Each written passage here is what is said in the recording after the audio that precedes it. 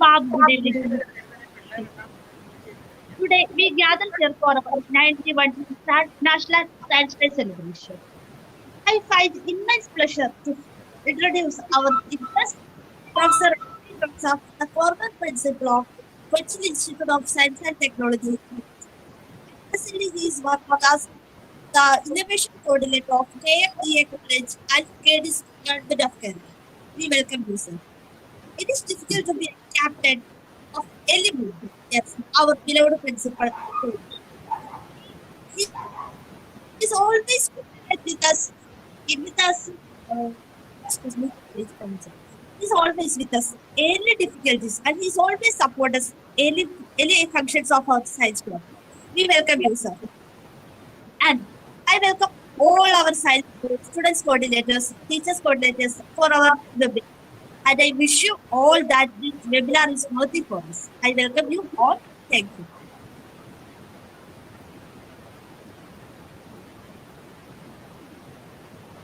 Thank you, Celeste.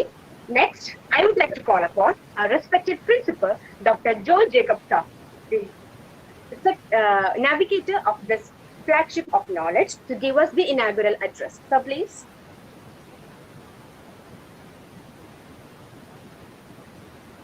Most respected head of the department, Sri Abhilash, seminar coordinators, our resource person, Dr.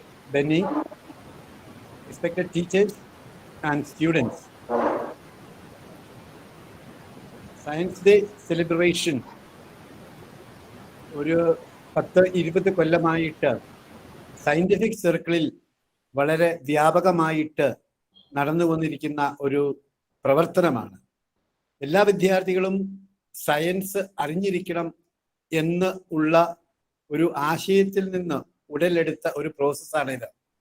ഇപ്പം English പഠിക്കുന്നവർ പോലും it's A science ആണ്, English art language ആണ്, അല്ലെങ്കിൽ resource called science. അല്ലെങ്കിൽ ഏത് വിഷയം എടുത്താലും അതിൻ്റെ ഒരു സയന്റിഫിക് സൈഡ് ഉള്ളത് എല്ലാവരെയും മനസ്സിലാക്കി കൊടുക്കുവാനായിട്ടാണ് ഈ സയൻസ് ഡേ സെലിബ്രേഷൻസും തുടങ്ങി വെച്ചിരിക്കുന്നത്. നമുക്കറിയാം, ആദിയിൽ വചനം ഉണ്ടായിരുന്നു, വചനം ദൈവത്തിന്റെ കൂടെയായിരുന്നു. ഒരു തിയോസെൻട്രിക് യൂണിവേഴ്സിൽ കൂടിയാണ് നമ്മൾ കടന്നു വന്നുകൊണ്ടിരിക്കുന്നത്, ഒരു വേർ ഗോഡ് വാസ് എവറിതിങ്. പക്ഷെ റെനൈസൻസ് മൂവ്മെന്റ് വന്നതിന് ശേഷം ഗോഡിന്റെ സ്ഥാനം മനുഷ്യന് കൊടുത്തു. അന്ന് glory to man in the highest ആയിരുന്നു. ഏർലിയർ ക്രിസ്തു ജനിച്ചപ്പോൾ glory to God in the highest ആയിരുന്നു. പക്ഷേ റെനൈസൻസ് മൂവ്മെന്റിന് ശേഷം glory to man in the highest എന്നുള്ള ഒരു ചൊല്ലിലേക്ക് മാറുകയും അതിനുശേഷം അത് ഹോമോസെൻട്രിക് യൂണിവേഴ്സ് ആയിട്ട് മാറുകയും പിന്നെ ഇൻഡസ്ട്രിയൽ റെവല്യൂഷന് ശേഷം സമൂഹം മൊത്തം ഒരു ടെക്നോസെൻട്രിക് യൂണിവേഴ്സ് ആയിട്ട് മാറുകയും ചെയ്തു. മനുഷ്യനും ഗോഡും ആ സ്ഥാനത്ത് നിന്ന് പിന്തള്ളപ്പെടുകയും അതിനെല്ലാം ഉപരിയായിട്ട് സയൻസ് ആൻഡ് ടെക്നോളജി ആ സ്ഥാനത്ത് വരികയും ചെയ്തു. And scientist made us believe that science could solve all our problems. നമ്മുടെ എല്ലാ പ്രോബ്ലംസും സയൻസിന് സോൾവ് ചെയ്യാൻ പറ്റുമെന്ന ഒരു വിശ്വാസം ആ 18-ാം നൂറ്റാണ്ടില് മനുഷ്യൻ ജനങ്ങള് അല്ലെങ്കിൽ ലോകമാകമാനം പ്രത്യേകിച്ച് വെസ്റ്റേൺ കൺട്രീസില് ദൈവത്തെയും മനുഷ്യന്റെയും ത്യജിച്ചുകൊണ്ട് സയൻസിന് പുറകെ പോവുകയും ചെയ്തു. പക്ഷേ ഗ്രാജുവലായിട്ട് people realise that science could not solve all their problems. കാരണം മനുഷ്യൻ യുണീക്കാണ്. ആ യുണീക്ക്നെസ് ഓഫ് മാൻ മനസ്സിലാക്കാത്ത ഒരു സയൻസിനും മനുഷ്യനെ പൂർണ്ണമായിട്ട് മനസ്സിലാക്കുവാനായിട്ട് സാധിക്കത്തില്ല. കാരണം മനുഷ്യനെ മൈക്രോസ്കോപ്പിന്റെ കീഴിൽ വെച്ചുകൊണ്ട് അളന്ന് മുറിച്ച് അവന്റെ ക്യാരക്ടറിസ്റ്റിക്സ് കണ്ടുപിടിക്കാൻ പറ്റത്തില്ല. ഒരു കോക്രോച്ചിനെ സയന്റിഫിക് ലബോറട്ടറിയിൽ വിശകലനം ചെയ്തിട്ട് ഇത് ഒരു ജനറിക് ക്യാരക്ടർ എന്ന് പറയുന്ന പോലെ ഒരു മനുഷ്യനെയും ഒരു മൈക്രോസ്കോപ്പിന്റെ അടിയിൽ വിശകലനം ചെയ്ത് this characteristic is applicable to all human beings എന്ന് പറയാൻ പറ്റത്തില്ല. Because only man has a unique will, only man has a mind. Unless and otherwise we understand the working of the mind, we can never understand a human being. And it is impossible to understand the working of the mind. അതാണ് important. ഓരോ മനുഷ്യന്റെയും മനസ്സ് എന്ന് പറയുന്നത് അത് അൺഫാത്തമബിൾ ആണ്. അത് മനസ്സിലാക്കണമെങ്കിൽ ആർക്കും ഇതുവരെയായിട്ടും സാധിച്ചിട്ടില്ല. നോ സയന്റിഫിക് ഇൻസ്ട്രുമെന്റിനും മനുഷ്യന്റെ മനസ്സിനെ അളക്കുവാനായിട്ട് സാധിച്ചിട്ടില്ല. Science can improve our life, it can make our life more comfortable, it can make our life cosier, പക്ഷേ it can never solve our problems. എന്ന് പറഞ്ഞാൽ സയൻസിന് നമ്മുടെ ആധുനിക ലോകത്തിൽ സ്ഥാനം ഇല്ല എന്നുള്ളതല്ല. നമ്മൾ ഇന്ന് കാണുന്ന ഈ ഡെവലപ്മെന്റ്സും ഇംപ്രൂവ്മെന്റ്സും എല്ലാം സയൻസിന്റെ കൈകളിൽ നിന്നുള്ളതാണ്. ആംസ്ട്രോങ് ആദ്യം ചന്ദ്രനിലെത്തിയപ്പോൾ അദ്ദേഹം ഭൂമിയിലേക്ക് നോക്കിക്കിട്ട് പറയാണ്, how wonderful is the work of God, how wonderful is the work of God. ഇവിടെ ഒന്ന് നോക്കുമ്പോൾ ഭൂമി തീരെ ചെറുതാണ്, പക്ഷേ ഈ യൂണിവേഴ്സ് മൊത്തം is the work of God. അത് തന്നെയാണ് ബേക്കൻ പറയുന്നത്, you must see in a grain of sand God. ഒരു തരി മണലിൽ പോലും ദൈവത്തെ കാണുവാനായിട്ടുള്ള ആ ഒരു വിശ്വാസം നമ്മളിൽ ഉണ്ടെങ്കിൽ മാത്രമേ സയൻസിനും ടെക്നോളജിക്കും മനുഷ്യനിൽ നന്മയുണ്ടാക്കുവാനായിട്ട് സാധിക്കത്തുള്ളൂ. Scientific revolutions are change the whole thought of men, change man and change the whole thought of men. അതുകൊണ്ട് തന്നെയാണ് വി ഹാവ് നിരീശ്വരവാദവും അഗ്നോസ്റ്റിസിസും ഒക്കെ ഉടലെടുത്തിരിക്കുന്നത്. കാരണം സയൻസിന് എല്ലാം സോൾവ് ചെയ്യാം എന്നുള്ള ഒരു ചിന്തയിൽ നിന്ന് ദൈവത്തിന്റെ ആ അടുത്ത് നല്ല ഗോഡിന്റെ പവർ നമ്മുടെ യൂണിവേഴ്സിൽ നിന്ന് മാറ്റിയെടുക്കുവാനായിട്ട് ചില സയന്റിസ്റ്റുകളൊക്കെ ഒത്തിരിയധികം ശ്രമിക്കുകയും അതിന് ഫലമായിട്ട് അസ്തിത്വവാദവും അങ്ങനെയുള്ള ഫിലോസഫിയൊക്കെ ഉണ്ടാകുകയും തിയോളജിയൊക്കെ ഉണ്ടാകുകയും ചെയ്തു. പക്ഷെ ഇന്ന് നമ്മൾ 21ാം നൂറ്റാണ്ടിൽ എത്തി നിൽക്കുമ്പോൾ നമ്മൾ സയൻസ് ഡേ സെലിബ്രേറ്റ് ചെയ്യുമ്പോൾ എല്ലാ സയന്റിസ്റ്റും പറയുന്ന ഒരേ ഒരു കാര്യമേ ഉള്ളൂ, we must understand the work of God along with the work of മാൻ. ദൈവത്തിന്റെ വർക്കിന്റെ ഒപ്പം തന്നെ കണ്ടെങ്കിൽ മാത്രമേ നമുക്ക് സയൻസ് ടെക്നോളജിക്കും ഇന്ന് ഈ ലോകത്തിൽ ഒരു സ്റ്റാൻഡ് ഉള്ളൂ. Science and technology is not everything. Science and technology is not everything. There is something above science and technology, and that's a superhuman power. ഒരു മനുഷ്യനൊന്നും അതിജീവിക്കാൻ പറ്റാത്ത ഒരു പവർ അതിന് മുകളിലുണ്ട്. അതുകൊണ്ട് തന്നെ പറയുന്നുണ്ട്, അനന്തം അവർണ്ണനീയം അജ്ഞാതം ഈ ലോകം ഈ ഭൂഗോളം തിരിയുന്നു. കാരണം നമുക്കൊന്നും വിവരിക്കാൻ പറ്റാത്തല്ല. ഓരോ സയന്റിസ്റ്റുകളും ഓരോ ഡിസ്കവറി നടത്തി കഴിയുമ്പോൾ അവർ പറയുന്നത് ഈ യൂണിവേഴ്സിന്റെ 1% പോലും നമുക്ക് കണ്ടെത്തുവാനായിട്ട് സാധിച്ചിട്ടില്ല എന്നാണ്. അനന്തമായിട്ട് ഇനിയും ഒത്തിരി സാധനങ്ങൾ കണ്ടെത്തുവാനായിട്ട് നിൽക്കുന്നു. സയൻസ് ആൻഡ് ടെക്നോളജി നമ്മളുടെ ഈ നോളജ് അധികം വർദ്ധിപ്പിക്കുകയും ഈ പ്രപഞ്ചത്തെ പറ്റിയുള്ള നോളജുകൾ കൂടുതൽ വർദ്ധിപ്പിക്കുകയും നമ്മുടെ ജീവിതത്തിന് കൂടുതൽ കംഫർട്ട് ഉണ്ടാക്കി തരികയും അതോടൊപ്പം തന്നെ നമ്മുടെ ജീവിതം കൂടുതൽ ദൈവത്തില് ഊന്നിയുള്ള ഒരു ജീവിതത്തിന് ഇമ്പോർട്ടൻസ് കൊടുക്കുകയും ചെയ്തെങ്കിൽ മാത്രമേ സയൻസിന് ഒരു ഇമ്പോർട്ടൻസ് ഉണ്ടാകത്തുള്ളൂ. ഇന്ന് നമ്മൾ ഈ സയൻസ് ഡേ സെലിബ്രേറ്റ് ചെയ്യുന്നതോടൊപ്പം തന്നെ ഡിപ്പാർട്ട്മെന്റ് അസോസിയേഷന് ഇന്നോവേഷൻ ഒരു ഇമ്പോർട്ടൻസ് കൊടുക്കുന്നുണ്ട്. ഇന്ന് ഗവൺമെന്റും ബാക്കിയുള്ള ഏജൻസികളെല്ലാം സ്റ്റുഡൻസിന്റെ ഇടയിൽ ഈ ഇന്നോവേറ്റീവ് സ്ട്രാറ്റജികൾ ഡെവലപ്പ് ചെയ്യാനായിട്ടും അല്ലെങ്കിൽ ഇന്നോവേറ്റീവ് കഴിവുകൾ ഡെവലപ്പ് ചെയ്യാനായിട്ടും ഒത്തിരി ശ്രമിക്കുന്നുണ്ട്. എന്തുമാത്രം സയൻസ് പഠിച്ചാലും കാര്യമില്ല, നമ്മുടെ ഉള്ളിലുള്ള ആ കഴിവുകൾ നമ്മൾ അതിലേക്ക് പ്രായോഗത്തിലേക്ക് വന്നെങ്കിൽ മാത്രമേ വളരെ ഇമ്പോർട്ടൻസ് ഉണ്ടാവുള്ളൂ. ഹാൻഡ്സ് ഓൺ എക്സ്പീരിയൻസ് ഉണ്ടെങ്കിൽ മാത്രമേ നമുക്ക് സാധിക്കത്തുള്ളൂ. തിയറി മാത്രം പഠിച്ചുകൊണ്ട് നമ്മൾ ഒന്നും ആകത്തില്ല. അപ്പൊ നമ്മുടെ കോളേജ് തന്നെ യങ് ഇൻവെസ്റ്റേഴ്സ് പ്രോഗ്രാം എന്ന ഒരു ഓർഗനൈസേഷന് ചേർന്നിട്ടുണ്ട്. കുറെ വിദ്യാർത്ഥികളൊക്കെ പുതിയ ഐഡിയാസ് ഒക്കെ അവർ കൊടുത്തിട്ടുണ്ട്. അത് അക്സെപ്റ്റ് ചെയ്യുകയാണെങ്കിൽ നല്ലതാണ്. അങ്ങനെ നിങ്ങളുടെ ഉള്ളിലുള്ള ആശയങ്ങൾ ഒരു ഐഡിയ വന്ന് അതൊരു പൂർണ്ണ രൂപത്തിലെത്തി ഒരു മെറ്റീരിയലൈസ് ചെയ്ത് ഒരു പ്രോഡക്റ്റ് ആയിട്ട് വരുമ്പോൾ മാത്രമേ ഈ സയൻസ് ഡേ കൊണ്ട് എന്തെങ്കിലും അർത്ഥമുണ്ടാകുള്ളൂ. 1ാം ക്ലാസ് മുതൽ അല്ലെങ്കിൽ 4ാം ക്ലാസ് മുതൽ നമ്മളെല്ലാം സയൻസ് പഠിക്കുന്നുണ്ട്. എന്തുമാത്രം നമ്മൾ ആ സയൻസിലേക്ക് ഇറങ്ങി ചെന്നിട്ടുണ്ട്, സയൻസിനെ എന്തുമാത്രം മനസ്സിലാക്കാൻ പറ്റിയിട്ടുണ്ടെന്നുള്ളത് നമുക്ക് ഇപ്പോഴും ചിന്തിക്കേണ്ടതാണ്. അല്ലെങ്കിൽ നമ്മളിലും ഒരു ഐസക് ന്യൂട്ടനോ ഒരു ഐൻസ്റ്റൈനോ ഒക്കെ ഒളിഞ്ഞു കിടക്കുന്നുണ്ടെന്ന് മനസ്സിലാക്കണം. അവര് റെയർ ആയിട്ടുള്ള യുണീക്ക് ആയിട്ടുള്ള വ്യക്തികളാണ്. പക്ഷേ ഇന്നും ഈ 21ാം നൂറ്റാണ്ടില് എല്ലാ മനുഷ്യരിലും ഒരു ഐസക് ന്യൂട്ടനോ ഒരു ഐൻസ്റ്റൈനോ ഒക്കെ ഒളിഞ്ഞു കിടപ്പുണ്ട്. അത് കണ്ടെത്തുക എന്നുള്ളതാണ് ഈ സയൻസ് ഡേ കൊണ്ട് ഉദ്ദേശിക്കുന്നത്. അങ്ങനെ നമ്മുടെ ഉള്ളിലെ ആ ടാലന്റുകൾ പുറത്തേക്ക് വരികയുമ്പം സയൻസ് ഡേ ഒരു അർത്ഥവത്തായ ഒരു മീനിങ്ങോടുകൂടി നമുക്ക് സെലിബ്രേറ്റ് ചെയ്യാൻ സാധിക്കുകയും ചെയ്യും. സോ ഈ science day celebration electronics department organise ചെയ്തിരിക്കുന്നത് തീർച്ചയായിട്ടും വിദ്യാർത്ഥികൾ ഫലപ്രദമാവും. വിദ്യാർത്ഥിയുടെ ഉള്ളിലെ ആ സയന്റിഫിക് കഴിവുകൾ പുറത്തേക്ക് കൊണ്ടുവരുവാനായിട്ട് ഇത് പ്രാപ്തമാകട്ടെ എന്ന് ഞാൻ ആശംസിക്കുകയും അതോടൊപ്പം തന്നെ ഇത് ഓർഗനൈസ് ചെയ്ത ഇലക്ട്രോണിക്സ് ഡിപ്പാർട്ട്മെന്റിലെയും അതിലെ വിദ്യാർത്ഥികളെയും ഇലക്ട്രോണിക്സ് ഡിപ്പാർട്ട്മെന്റ് അധ്യാപകരെ എല്ലാവരെയും അഭിനന്ദിക്കുകയും ചെയ്തുകൊണ്ട് ഞാൻ നിർത്തുന്നു. കാരണം നിങ്ങൾ എന്നെ കേൾക്കാനല്ല ഇവിടെ ഇരിക്കുന്നത്, ബെന്നി സാറിനെ കേൾക്കാനാണ്. സോ ബെന്നി സാറിന്റെ മൈക്ക് കൈമാറിക്കൊണ്ട് ഞാൻ നിർത്തുന്നു. Thank you. Thank you so much, sir, for your wonderful words. Now, let's move to the most important part of today's session. Our chief guest, Professor Dr. Benny Joseph Thulisharan, has adorned various significant, unrivaled, and matchless positions in the field of science. He was the former principal of Cochin Institute of Science and Technology, research coordinator of KMEA Engineering College, and had the chairmanships of various university examination boards. 25 years into teaching and 19 years into research has acquired him a patent for Aquamate, PhD in semiconducting organic thin films, and has published various papers in the field of science. And this goes his long list of credentials, because it will take really hours to list out all of that. Because for us, sky is the limit, but for him, it just starts from the sky.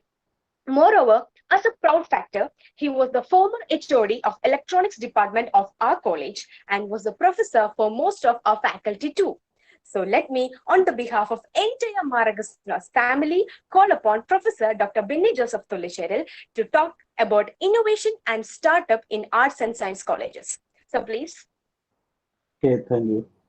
Thank you for your words. First of all, I will present.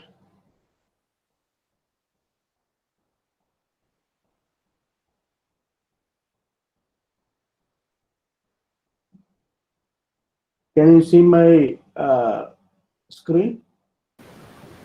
Yes, sir. Okay. Yes, sir. Okay. Good afternoon, all. First of all, Good, sir. I thank you for consider me as a resource person in this area, innovation and startup. Okay. So you explained me very much. It's a sweet words. Thank you once again for that. Today, our topic is innovation and startup in arts and science colleges. There is an importance. There is innovation and startups in arts and science. Up to the last year, government focused on engineering colleges and technical institutions. Last year, it was switched on to arts colleges also and such arts institutions. And there is a very important reason for that. We can come to all these things. Before that, what is the role of science and technology in social developments? We know development of science and technology are fundamentally altering the way of people live. They connect, they communicate, then transact with a profound effect on economic development. That is, നമുക്കറിയാം നമുക്ക് science നമ്മളെ connection നമ്മൾ phone ഇപ്പം നേരത്തെ ഉണ്ടായിരുന്ന പോലെയല്ല ടെലിഫോണിലും മറ്റും internet ഫെസിലിറ്റിയും communicate ചെയ്യാനുള്ള അവസരങ്ങളും നമ്മുടെ മൂവ്മെന്റ് മീൻസ് നമ്മളൊരു സ്ഥലത്ത് നിന്നും മറ്റൊരു സ്ഥലത്തേക്കുള്ള യാത്ര തുടങ്ങിയ കാര്യങ്ങളെല്ലാം വളരെ അഡ്വാൻസ്ഡ് ആയിട്ടുണ്ട്. All these are because of the result of science and technology. In the 21st century, the emerging area is like microprocessors, telecommunications, biotechnology, nanotechnology, machine learning, robotic, artificial intelligence, etc. Though these are the coming technology by which a country can develop, a society can develop, a nation can develop, the globe can develop. So, all the skill development is very important. The skill development is in higher educational institutions. Because, നമുക്കറിയാം കുറച്ച് പ്രായം ചെന്ന ആൾക്കാരെ പുതിയ ഒരു technology പഠിപ്പിക്കുക എന്ന് പറഞ്ഞാൽ അത്ര എളുപ്പമല്ല. പുതിയ പുതിയ ടെക്നോളജികൾ വരുമ്പോൾ അത് നമ്മുടെ യങ് ജനറേഷനാണ് പഠിക്കുന്നത്. യങ് ജനറേഷൻ എവിടെയാണുള്ളത്? എഡ്യൂക്കേഷണൽ ഇൻസ്റ്റിറ്റ്യൂട്ടിലാണ്. അപ്പോൾ നമ്മളുടെ കൺട്രിയുടെ ഡെവലപ്മെന്റ് അല്ലെങ്കിൽ development of our society, the role of educational institute is very important. Then we can see what is the meaning of innovative or innovation. In the meaning is nothing else. New idea. Innovative meaning or innovation meaning is a new idea or creative thoughts or new imaginations in the form of device or method. അപ്പോൾ നമുക്കറിയാം, നമ്മുടെ വീട്ടിലാണെങ്കിലും നമ്മുടെ സൊസൈറ്റിയിലാണെങ്കിലും നമുക്ക് എന്തെങ്കിലും പുതിയ പുതിയ ആശയം, ഇങ്ങനെ ആയിരുന്നെങ്കിൽ കൊള്ളാമായിരുന്നു, ഇങ്ങനെ ഉണ്ടായിരുന്നെങ്കിൽ കൊള്ളാമായിരുന്നു. അപ്പൊ അങ്ങനെയൊക്കെ തോന്നുന്ന ഓരോ തോന്നലുകളാണ്. അതിന്റെ റിസൾട്ടാണ് ന്യൂ ഐഡിയ എമർജ് ചെയ്യുകയും അത് ഒരു ആപ്ലിക്കേഷനിൽ എത്തുകയും നമ്മുടെ സോഷ്യൽ ലൈഫ് ഡെവലപ്പ് ചെയ്യുകയും ചെയ്യുന്നു, സൊസൈറ്റി ഡെവലപ്പ് ചെയ്യും. നമുക്കറിയാം, വളരെ ധാരാളം എക്സാമ്പിൾ നമ്മുടെ ചുറ്റുമുണ്ട്. ഓല അല്ലെങ്കിൽ ഊബർ നമുക്ക് വളരെ ഫെമിലിയർ ആണ്. ഇത് ഒരു മൊബൈൽ ആപ്പാണ് ഫോർ ടാക്സി സർവീസ്. എങ്ങനെയാണ് ഇത് ഉപയോഗിക്കുന്നത്? നമുക്കറിയാം, ഒരു 10 വർഷം മുമ്പ് അല്ലെങ്കിൽ അതിന് നമ്മുടെയൊക്കെ ചെറുപ്പത്തിലാണെങ്കിൽ ഒരു ടാക്സി വിളിക്കണമെങ്കിൽ ടാക്സി സ്റ്റാൻഡിൽ പോവുക, അവരെ വിളിക്കുക, അവരുടെ റേറ്റ് ഒക്കെ ഫിക്സ് ചെയ്ത് തിരിച്ചു വന്ന സമയത്താവുമ്പോൾ വീണ്ടും അവർ വന്ന് നമ്മളെ കൊണ്ടുപോകും. റേറ്റ് ആണെങ്കിലും വളരെ കൂടുതലായിരുന്നു. ഇത് നമുക്കൊരു മൊബൈൽ ഉണ്ടെങ്കിൽ നമുക്ക് എവിടെയും ടാക്സി സർവീസ് അവൈലബിൾ ആണ്, വളരെ ചീപ്പ് റേറ്റിൽ. അപ്പോൾ ദാറ്റ് ഡെവലപ്ഡ് അവർ സൊസൈറ്റി. അതേപോലെ തന്നെ മറ്റൊരു simple example, trial app. Trial app is again A mobile application by which we can replace the trial rooms in garment shop. നമ്മളൊരു ഗാർമെന്റ് ഷോപ്പിൽ ചെന്നാൽ നമ്മുടെ ക്ലോത്ത് നമ്മൾ എടുക്കണമെങ്കിൽ, ഗാർമെന്റ്സ് എടുക്കാനായിട്ട് നമ്മളത് ട്രയൽ ചെയ്ത് നോക്കും. ട്രയൽ റൂമിൽ കയറി നമുക്ക് ഫിറ്റ് ആണോ, മാച്ചിങ് ആണോ, ഇതെല്ലാം നമ്മൾ നോക്കും. പക്ഷെ ഈ ട്രയൽ ആപ്പ് ഉപയോഗിച്ചാൽ ആ ക്ലോത്തിന്റെ ആ ഗാർമെന്റ് സ്കാൻ ചെയ്ത് കഴിഞ്ഞാൽ ആ ഡ്രസ്സ് നമ്മൾ ഇട്ടിരിക്കുന്നതായിട്ട് നമുക്ക് കാണാൻ സാധിക്കും. അപ്പോൾ മാച്ചിങ് ആണോ, ട്രയൽ റൂമിന്റെ ആവശ്യമില്ല. പ്രത്യേകിച്ച് കോവിഡ് സിറ്റുവേഷനിൽ വളരെ ഇമ്പോർട്ടൻ്റ് ആയിട്ടുള്ള ഒരു ആപ്ലിക്കേഷനാണ്, ഒരു ഡെവലപ്മെന്റ് ആണ്. അപ്പൊ ഇതേപോലെയുള്ള പുതിയ പുതിയ ആശയങ്ങൾ അത് ഡെവലപ്പ് ചെയ്യുക എന്നുള്ളതാണ് ഇന്നോവേറ്റീവ് ഐഡിയാസ് ആൻഡ് സ്റ്റാർട്ടപ്പ് എന്ന് നമ്മൾ പറയുന്നത്. സ്റ്റാർട്ടപ്പ് എന്ന് പറഞ്ഞാൽ അതൊരു കമ്പനിയാണ്, അതിലേക്ക് വരുന്നുണ്ട്. പക്ഷേ നമുക്കിങ്ങനെ പുതിയ പുതിയ ഐഡിയാസ് ഉണ്ടാവണമെങ്കിൽ എന്ത് വേണം? കോഗ്നിറ്റീവ് ഡെവലപ്മെന്റ് ഉണ്ടാവണം. നമ്മുടെ ബേസിക് നോളജ് ഡെവലപ്പ് ചെയ്യണം, നമ്മുടെ അണ്ടർസ്റ്റാൻഡിങ് കപ്പാസിറ്റി ഡെവലപ്പ് ചെയ്യണം. ഇതിങ്ങനെ നമുക്ക് ഇൻഡിവിജ്വൽ ആയിട്ടുള്ള ഡെവലപ്മെന്റിനാണ് കോഗ്നിറ്റീവ് ഡെവലപ്മെന്റ് എന്ന് പറയുന്നത്. ഈ കോഗ്നിറ്റീവ് ഡെവലപ്മെന്റ് ഉണ്ടാവുന്നത് നമ്മുടെ അക്കാഡമിക് കരിക്കുലം പഠിക്കുന്നത് വഴിയാണ്. കൂടുതൽ കൂടുതൽ പുതിയ പുതിയ ടെക്നോളജിയും മറ്റും നമ്മൾ പഠിക്കുമ്പോൾ അതനുസരിച്ച് നമ്മുടെ കോഗ്നിറ്റീവ് ഡെവലപ്മെന്റും വളർന്നു വരികയാണ്. അത് വെച്ചിട്ട് മാത്രമേ നമുക്ക് പുതിയ പുതിയ ആശയങ്ങൾ ഉണ്ടാവൂ. Therefore, for innovative or innovation, the cognitive development of individual is essential.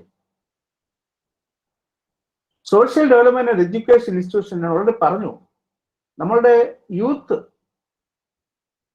ആണ് നമ്മുടെ കൺട്രീസിന്റെ വരും തലമുറയുടെ നയിക്കാനുള്ളത്. അവർ ഇന്ന് എഡ്യൂക്കേഷണൽ ഇൻസ്റ്റിറ്റ്യൂട്ടുകളിൽ അവൈലബിൾ ആണ്. അവരവിടെയാണ് ഉണ്ടാവുക. അവർക്ക് പുതിയ പുതിയ ടെക്നോളജി, പുതിയ പുതിയ സ്കിൽസ് ഡെവലപ്പ് ചെയ്താൽ മാത്രമേ അവർ ഡെവലപ്പ് ചെയ്യൂ. അതുവഴി കമ്പനി ഡെവലപ്പ് ചെയ്യും. അപ്പൊ സ്കിൽ സെറ്റ്, ഓരോരുത്തരുടെയും സ്കിൽ ഡെവലപ്പ് ചെയ്യുന്നതനുസരിച്ച് നമ്മുടെ കൺട്രിയും ഡെവലപ്പ് ചെയ്യും, നമ്മുടെ നേഷൻ. അങ്ങനെയാണ് നമ്മുടെ ഹ്യൂമാനിറ്റിയുടെ ഡെവലപ്മെന്റ് വരുന്നത്. What is the role of educational institution? Education prepares a person to adapt to new skills and values that will be very essential in today's society. Or we can say, educational institutions socialize us into useful members of society. And usefulness in വളരെ importance ഉണ്ട്. Useful members of the society. That is because of the education, a human being become useful. That is a situation. So, നമുക്ക് നമ്മുടെ education സ്ഥാപനങ്ങളെ കുറിച്ച് പറഞ്ഞാൽ global employability rank 2018, 2019, 2020 ഇത് നോക്കിക്കഴിഞ്ഞാൽ global employability rank ആണ്. Harvard university, California institute of technology, Massachusetts institute of technology തുടങ്ങിയ ടോപ്പിലുള്ള 10 സ്ഥാപനങ്ങളെയാണ് നമുക്ക് കാണാൻ സാധിക്കുന്നത്. അതിൽ ഹാർവാർഡ് ഫസ്റ്റ് ആയിട്ട് നിൽക്കുന്ന ഹാർവാർഡ് തന്നെ നമുക്ക് നോക്കാം. എംപ്ലോയബിലിറ്റി റാങ്ക് 2018 ഫസ്റ്റ് ആണത്. എംപ്ലോയബിലിറ്റി റാങ്ക് 2017 അഗെയിൻ അത് ഫസ്റ്റ് പൊസിഷനിലാണ്. പക്ഷേ എംപ്ലോയബിലിറ്റി റാങ്ക് 2020 ഫിഫ്ത്ത് പൊസിഷനിലേക്ക് പോയി. വേൾഡ് യൂണിവേഴ്സിറ്റി റാങ്കിങ്ങിൽ 7th പൊസിഷനിലേക്ക് പോയി 2020. പക്ഷേ നമ്മൾ താഴേക്ക് നോക്കിക്കഴിഞ്ഞാൽ മസാച്യൂസെറ്റ്സ് ഇൻസ്റ്റിറ്റ്യൂട്ട് ഓഫ് ടെക്നോളജി അല്ലെങ്കിൽ California institute of technology 2018 2019 same status keep ചെയ്യുകയും 2020 അല്പം ഒന്ന് കുറഞ്ഞെങ്കിൽ പോലും വേൾഡ് യൂണിവേഴ്സിറ്റി റാങ്കിങ്ങിൽ അത് വീണ്ടും ആ സെയിം സ്റ്റാറ്റസ് നിലനിർത്തുകയും ചെയ്തു. അപ്പം ഏറ്റവും ടോപ്പിലുള്ള 10 സ്ഥാപനങ്ങളാണ് നമ്മളിവിടെ കാണുന്നത്. ഇതിനകത്ത് ഇന്ത്യയിലെ ഒരു സ്ഥാപനം പോലും ഇല്ല. നമുക്കിതിൽ നിന്ന് ക്ലിയർ ആണ്. ഇനി ഇന്ത്യ എവിടെയാണ് എന്ന് നമുക്കൊന്ന് നോക്കാം. This is the position of India. ഇന്ത്യയിലെ ഏറ്റവും വളരെ ഫേമസ് ആയിട്ടുള്ള പ്രസ്റ്റീജിയസ് ആയിട്ടുള്ള സ്ഥാപനങ്ങളാണ് നമ്മളിവിടെ കാണുന്നത്. Indian institute of science, IIT Delhi, IIT Bombay, Indian institute of management. ഈ 4 സ്ഥാപനങ്ങൾ മാത്രമേ ഈ ഒരു ലിസ്റ്റിൽ കഴിഞ്ഞ വർഷങ്ങളിൽ എത്തിയിട്ടുണ്ടെങ്കിലും നോക്കുക അതിന്റെ പൊസിഷൻ. Indian institute of science Bangalore 28th പൊസിഷനാണ് എംപ്ലോയബിലിറ്റി 2018. 19 അത് 43 ആയി താന്നു. വീണ്ടും എംപ്ലോയബിലിറ്റി റാങ്ക് 20 300 ആയിട്ട് താന്നു. അപ്പോൾ നമ്മൾ താഴേക്കാണ് പോയത്, മുകളിലേക്കല്ല. വേൾഡ് യൂണിവേഴ്സിറ്റി റാങ്കിൽ അഗെയിൻ അബവ് 300. ഇനി IIT ഡൽഹി ആണെങ്കിലും IIT ബോംബെ ആണെങ്കിലും എല്ലാം വളരെ താഴ്ന്ന ഒരു ലെവലിലാണ്. ഹയർ ലെവലിലൊന്നും നമുക്ക് കാണാൻ സാധിക്കുന്നില്ല. കേരളത്തിലെ ഒരു സ്ഥാപനവുമില്ല. അപ്പൊ ഇതാണ് നമ്മുടെ ഇന്ത്യ ഗവൺമെന്റിനെ ആലോചിപ്പിക്കുവാനായിട്ട് പ്രചോദനം കൊടുത്തത്. ഇതിന്റെ ഈ എംപ്ലോയബിലിറ്റി റാങ്കിൽ ഇന്ത്യ മുകളിലേക്ക് ഉയർന്ന ലെവലിലേക്ക് എത്തണമെങ്കിൽ നമ്മളുടെ സ്ഥാപനങ്ങളിലെ കുട്ടികളുടെ എംപ്ലോയബിലിറ്റി, അവരുടെ സ്കിൽ സെറ്റ് കൂടുതൽ ഡെവലപ്പ് ചെയ്തേ പറ്റൂ. ഈ ഒരു തിരിച്ചറിവാണ് ഇന്നൊവേഷൻ ഹയർ എഡ്യൂക്കേഷൻ ഇൻസ്റ്റിറ്റ്യൂട്ടുകളിൽ പ്രോത്സാഹിപ്പിക്കണം എന്ന് ഗവൺമെന്റിന് തോന്നാൻ കാരണം. അതിന്റെ ഫലമായിട്ടാണ് പല പോളിസികളും ഇപ്പോൾ വന്നിട്ടുള്ളത്. നമുക്കറിയാം നമ്മുടെ ഇന്ത്യ മഹാരാജ്യത്തുള്ള പല യൂണിവേഴ്സിറ്റി, പല സ്ഥാപനങ്ങൾ, ഹയർ എഡ്യൂക്കേഷൻ ഇൻസ്റ്റിറ്റ്യൂട്ടുകൾ, ഇതിൽ സെൻട്രൽ യൂണിവേഴ്സിറ്റി ഉണ്ട്, സ്റ്റേറ്റ് യൂണിവേഴ്സിറ്റീസ് ഉണ്ട്, institute of national importance private institution ആണ് which gain national importance with their in-person curriculum and academic standards, then deemed it to be universities, affiliated college, autonomous college. നമുക്ക് വളരെ famous ആണ് affiliated college. സാധാരണ നമുക്ക് famous ആയിട്ടുള്ള വളരെയധികം നമ്മൾ കണ്ടിട്ടുള്ള അഫിലിയേറ്റഡ് കോളേജിനെ എടുത്താൽ 2 വിധമാണ്. ഒന്ന് arts and science college, engineering institution. എന്താണ് ഇത് തമ്മിലുള്ള വ്യത്യാസം? Arts and Science College deals the body of knowledge that explore the physical and natural world, or we can say which leads to the basic research and invention. But engineering college deals with the application of basic research. That is only the application of basic research and inventions. And in order to design, build and maintain a product or process that solves a social problem and fulfill needs of society. പക്ഷേ അതുകൊണ്ടാണ് ഇങ്ങനെ arts and science institution, science institute എല്ലാം റിസർച്ചിന് വേണ്ടിയിട്ടാണ്, higher ലേണിംഗിലേക്ക് ഉണ്ടാണ് എന്ത് പുതിയ invention. പക്ഷെ അതൊരിക്കലും സൊസൈറ്റിയിലേക്ക് ഇറങ്ങി വരാറില്ല. പലപ്പോഴും എഞ്ചിനീയറിംഗ് സ്ഥാപനങ്ങൾ ഈ ഇൻവെൻഷന്റെ ആപ്ലിക്കേഷൻ അല്ലെങ്കിൽ ഇപ്പോഴുള്ള ഇൻവെൻഷനെ മോഡിഫൈ ചെയ്യുക, അല്ലെങ്കിൽ അതിന് ആപ്ലിക്കേഷൻ ലെവലിലേക്ക് കൊണ്ടുവരിക, ഇതൊക്കെ എഞ്ചിനീയേഴ്സിന്റെ ഡ്യൂട്ടി ആയിട്ടാണ് നമ്മൾ കണ്ടിരുന്നത്. പക്ഷെ ഇന്ന് ആ ഡിസ്റ്റിങ്ഷൻ നമുക്ക് കാണാൻ പറ്റില്ല. ആർട്സ് ആൻഡ് സയൻസിലെ കുട്ടികളെ എടുത്താലും എഞ്ചിനീയറിംഗിലെ കുട്ടികളെ എടുത്താലും they are almost same. Because ആ ഡിസ്റ്റിങ്ഷൻ ആ ഒരു രീതിയിലൊന്നും അല്ല നമ്മുടെ കരിക്കുലം ഡെവലപ്പ് ചെയ്യുന്നു മുമ്പോട്ട് പോകുന്നു. അപ്പൊ അതുകൊണ്ട് തന്നെ നമ്മളുടെ കുട്ടികളുടെ ഇടയിലുള്ള സ്കിൽ സെറ്റ് അല്ലെങ്കിൽ knowledge level, capability of understanding ഇത് വളരെ കുറഞ്ഞു കൊണ്ടിരിക്കുകയാണ്. അതുകൊണ്ടാണ് government of India innovation 2018 start ചെയ്തു എഞ്ചിനീയറിംഗ് കോളേജുകളെല്ലാം. അന്ന് ആർട്സ് ആൻഡ് സയൻസ് കോളേജിനെ പാർട്ടിസിപ്പേറ്റ് ചെയ്യിച്ചിരുന്നില്ല. പക്ഷേ 2019 ആർട്സ് ആൻഡ് സയൻസ് കോളേജിനും ഇന്നോവേഷൻ ആൻഡ് ഓണ്ടർപ്രണർഷിപ്പിലേക്ക് വരാം പോളിസി അതിനു വേണ്ടിയിട്ട് ഡെവലപ്പ് ചെയ്തു. നമ്മുടെ കേരളത്തിലാണെങ്കിലും നോഡൽ ഏജൻസി നമുക്കറിയാം സ്റ്റാർട്ടപ്പ് മിഷൻ ആണ്. സ്റ്റാർട്ടപ്പ് മിഷന്റെ പ്രോഗ്രാംസ് എഞ്ചിനീയറിംഗ് സ്റ്റുഡൻസിന് മാത്രമായിരുന്നു. പക്ഷേ കഴിഞ്ഞ വർഷം അത് ആർട്സ് ആൻഡ് സയൻസ് കോളേജിലേക്കും വ്യാപിപ്പിക്കുകയുണ്ടായി. അപ്പൊ അതിന് കാരണം ഇപ്പോൾ എഞ്ചിനീയറിംഗ് കോളേജസും സ്റ്റുഡൻസും ആർട്സ് ആൻഡ് സയൻസ് കോളേജിലെ സ്റ്റുഡൻസും തമ്മിൽ വലിയ വ്യത്യാസങ്ങളൊന്നുമില്ല.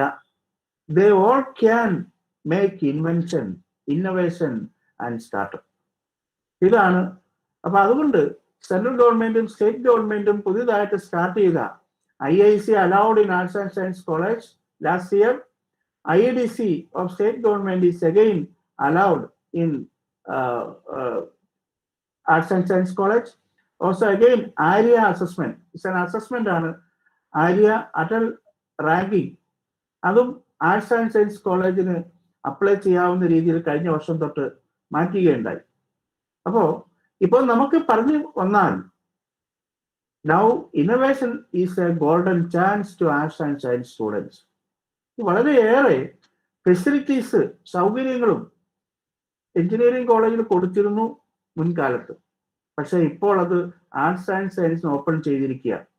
അതുകൊണ്ടാണ് ഈ കോളേജുകളിലെല്ലാം ഇന്നോവേഷൻ ഒരു തീമായിട്ട് തന്നെ വരാനുള്ള കാരണം. അപ്പൊ അതുകൊണ്ട് it is a golden chance to arts and science students. അതാണ് നിങ്ങൾ മനസ്സിലാക്കേണ്ട ഒരു പ്രധാന കാര്യം. നമ്മൾ നമ്മുടെ കാര്യത്തിലേക്ക് പോകുന്നതിന് മുമ്പ് നമ്മുടെ മുൻ പ്രസിഡന്റ് ആയിരുന്ന അബ്ദുൽ കലാം സാറിന്റെ കുറച്ചു വേർഡിങ്സ് ഞാൻ കടമെടുക്കുകയാണ്. അദ്ദേഹത്തിന്റെ വിഷൻ ആയിരുന്നു 2020 വിഷൻ. എന്താണ് 2020 വിഷൻ എന്ന് നോക്കിയാൽ create job creators rather than job seekers. അദ്ദേഹത്തിന്റെ വേർഡ്സ് ആണ്. അതായത് ജോലി അന്വേഷിച്ച് പോവാതെ ധാരാളം ജോലി സാധ്യതകൾ ഉണ്ടാക്കുക, ജോബ് ക്രിയേറ്റേഴ്സിനെ ഉണ്ടാക്കുക. അതാണ് അദ്ദേഹത്തിന്റെ ഒരു വേർഡ്. നമ്മൾ മറ്റൊരു വേർഡ് പറഞ്ഞ ക്രിയേറ്റിവിറ്റി. ക്രിയേറ്റിവിറ്റിനെ അദ്ദേഹം ഡിഫൈൻ ചെയ്തിട്ടുണ്ട്. എന്താണ് creativity? Creativity is seeing the same thing but thinking differently. നമ്മൾ കാണുന്ന വസ്തുവിന് നമ്മൾ നേരിട്ട് ചില രീതിയിൽ ചിന്തിക്കാം, പല രീതിയിൽ ചിന്തിക്കാം. അപ്പോ സെയിം തിങ് ഡിഫറെന്റ് ആംഗിളിൽ നമുക്ക് കാണാൻ സാധിക്കും, ഡിഫറെന്റ് ആംഗിളിൽ അതിനെ ഇമാജിൻ ചെയ്യാൻ സാധിക്കും. അങ്ങനെയാണ് പുതിയ പുതിയ ആശയങ്ങൾ ഉണ്ടാകുക. അതേപോലെ തന്നെ നമ്മൾ ഡ്രീം ചെയ്യാൻ പഠിപ്പിച്ചതും അദ്ദേഹമാണ്. Dream dream dream.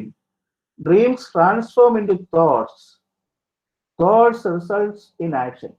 ഇതാണ് ഓണ്ടർപ്രണർഷിപ്പിലും സംഭവിക്കുക. നമ്മളുടെ ഇമാജിനേഷൻ ആണ് ഓരോ തോട്ട്സ്, അത് തോട്ട്സ് ആണ് ഓരോ റിസൾട്ടും പ്രോഡക്റ്റുമായി മാറുന്നത്. അടുത്ത ഒരു വേർഡ് നമുക്ക് നോക്കാം. Grass root inventors come up with creative solutions out of experience or necessity. These need to be integrated with appropriate technology to make them marketable and competitive. അതാണ് ഈ ഇന്നോവേഷനിലേക്ക് ഉള്ള വളരെ പ്രധാനപ്പെട്ട ഒരു കാൽവെപ്പ്. അതേപോലെ തന്നെ അദ്ദേഹത്തിന്റെ മറ്റൊരു വേർഡും കൂടെ നമുക്ക് നോക്കാം. A developed India by 2020 or even earlier is not a dream. It need not be mere a vision in the minds of many Indians. It is a mission we can all take up. അതാണ് അതിന്റെ പ്രാധാന്യം. We can all take up and succeed. നമ്മളെല്ലാവരും ഇപ്പോൾ ഈ higher education ഇൻസ്റ്റിറ്റ്യൂഷനിൽ arts and science കോളേജിലുള്ള കുട്ടികളാണ്. നമുക്കെല്ലാവർക്കും ഈ കോൾ സ്വീകരിക്കാം, അതിൽ നമുക്കും പങ്കാളികളാവാം. അതാണ് നമ്മൾ വരുന്ന മറ്റൊരു പ്രധാന പോയിന്റ്. ഇനി എന്താണ് innovation startup in higher education government initiatives? നമ്മൾ പറഞ്ഞല്ലോ കഴിഞ്ഞ 2-3 വർഷമായിട്ട് ഇനി ഇന്നോവേഷന് ഗവൺമെന്റ് വളരെ പ്രാധാന്യം കൊടുക്കുന്നു. എന്തൊക്കെയാണ് ഗവൺമെന്റ് തലത്തിലുള്ള ഇമ്പോർട്ടൻസ്, ഗവൺമെന്റ് തലത്തിലുള്ള എയ്ഡ്സ് സ്ഥാപനങ്ങൾക്കുള്ളത്, അതിലേക്കാണ് നമ്മൾ പോകുന്നത്.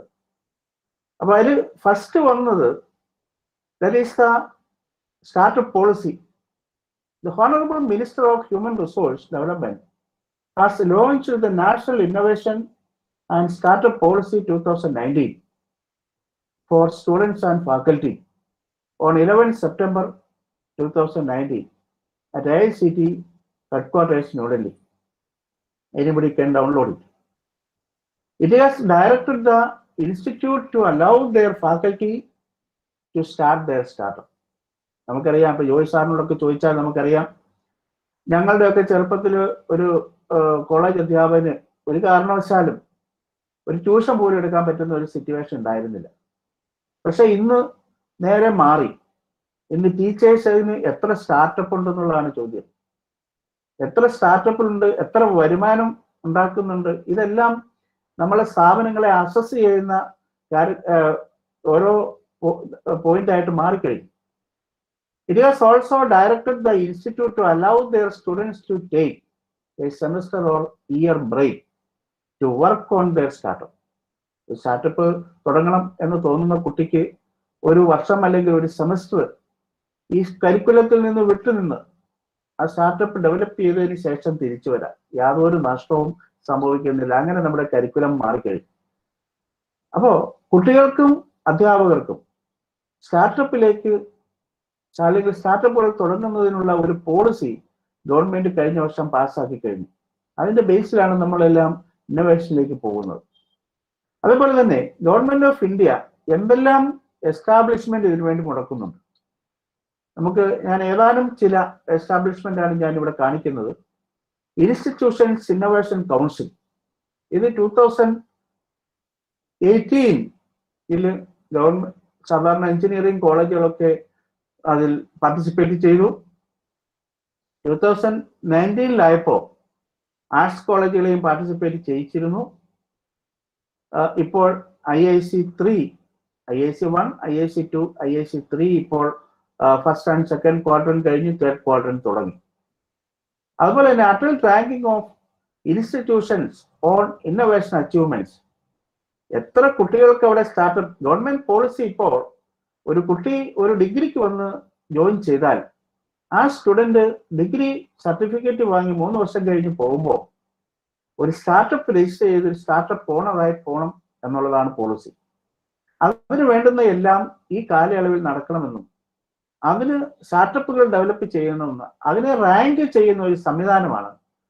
അതിന്റെ ബേസിൽ കോളേജുകളെ റാങ്ക് ചെയ്യുന്ന ഒരു സംവിധാനമാണ് ARIIA, Atal ranking of institutions on innovation achievements. അതുപോലെ തന്നെ new gen innovation and entrepreneurship development centre IDC, new gen IDC എന്ന് നമ്മൾ പറയും. That is by central government.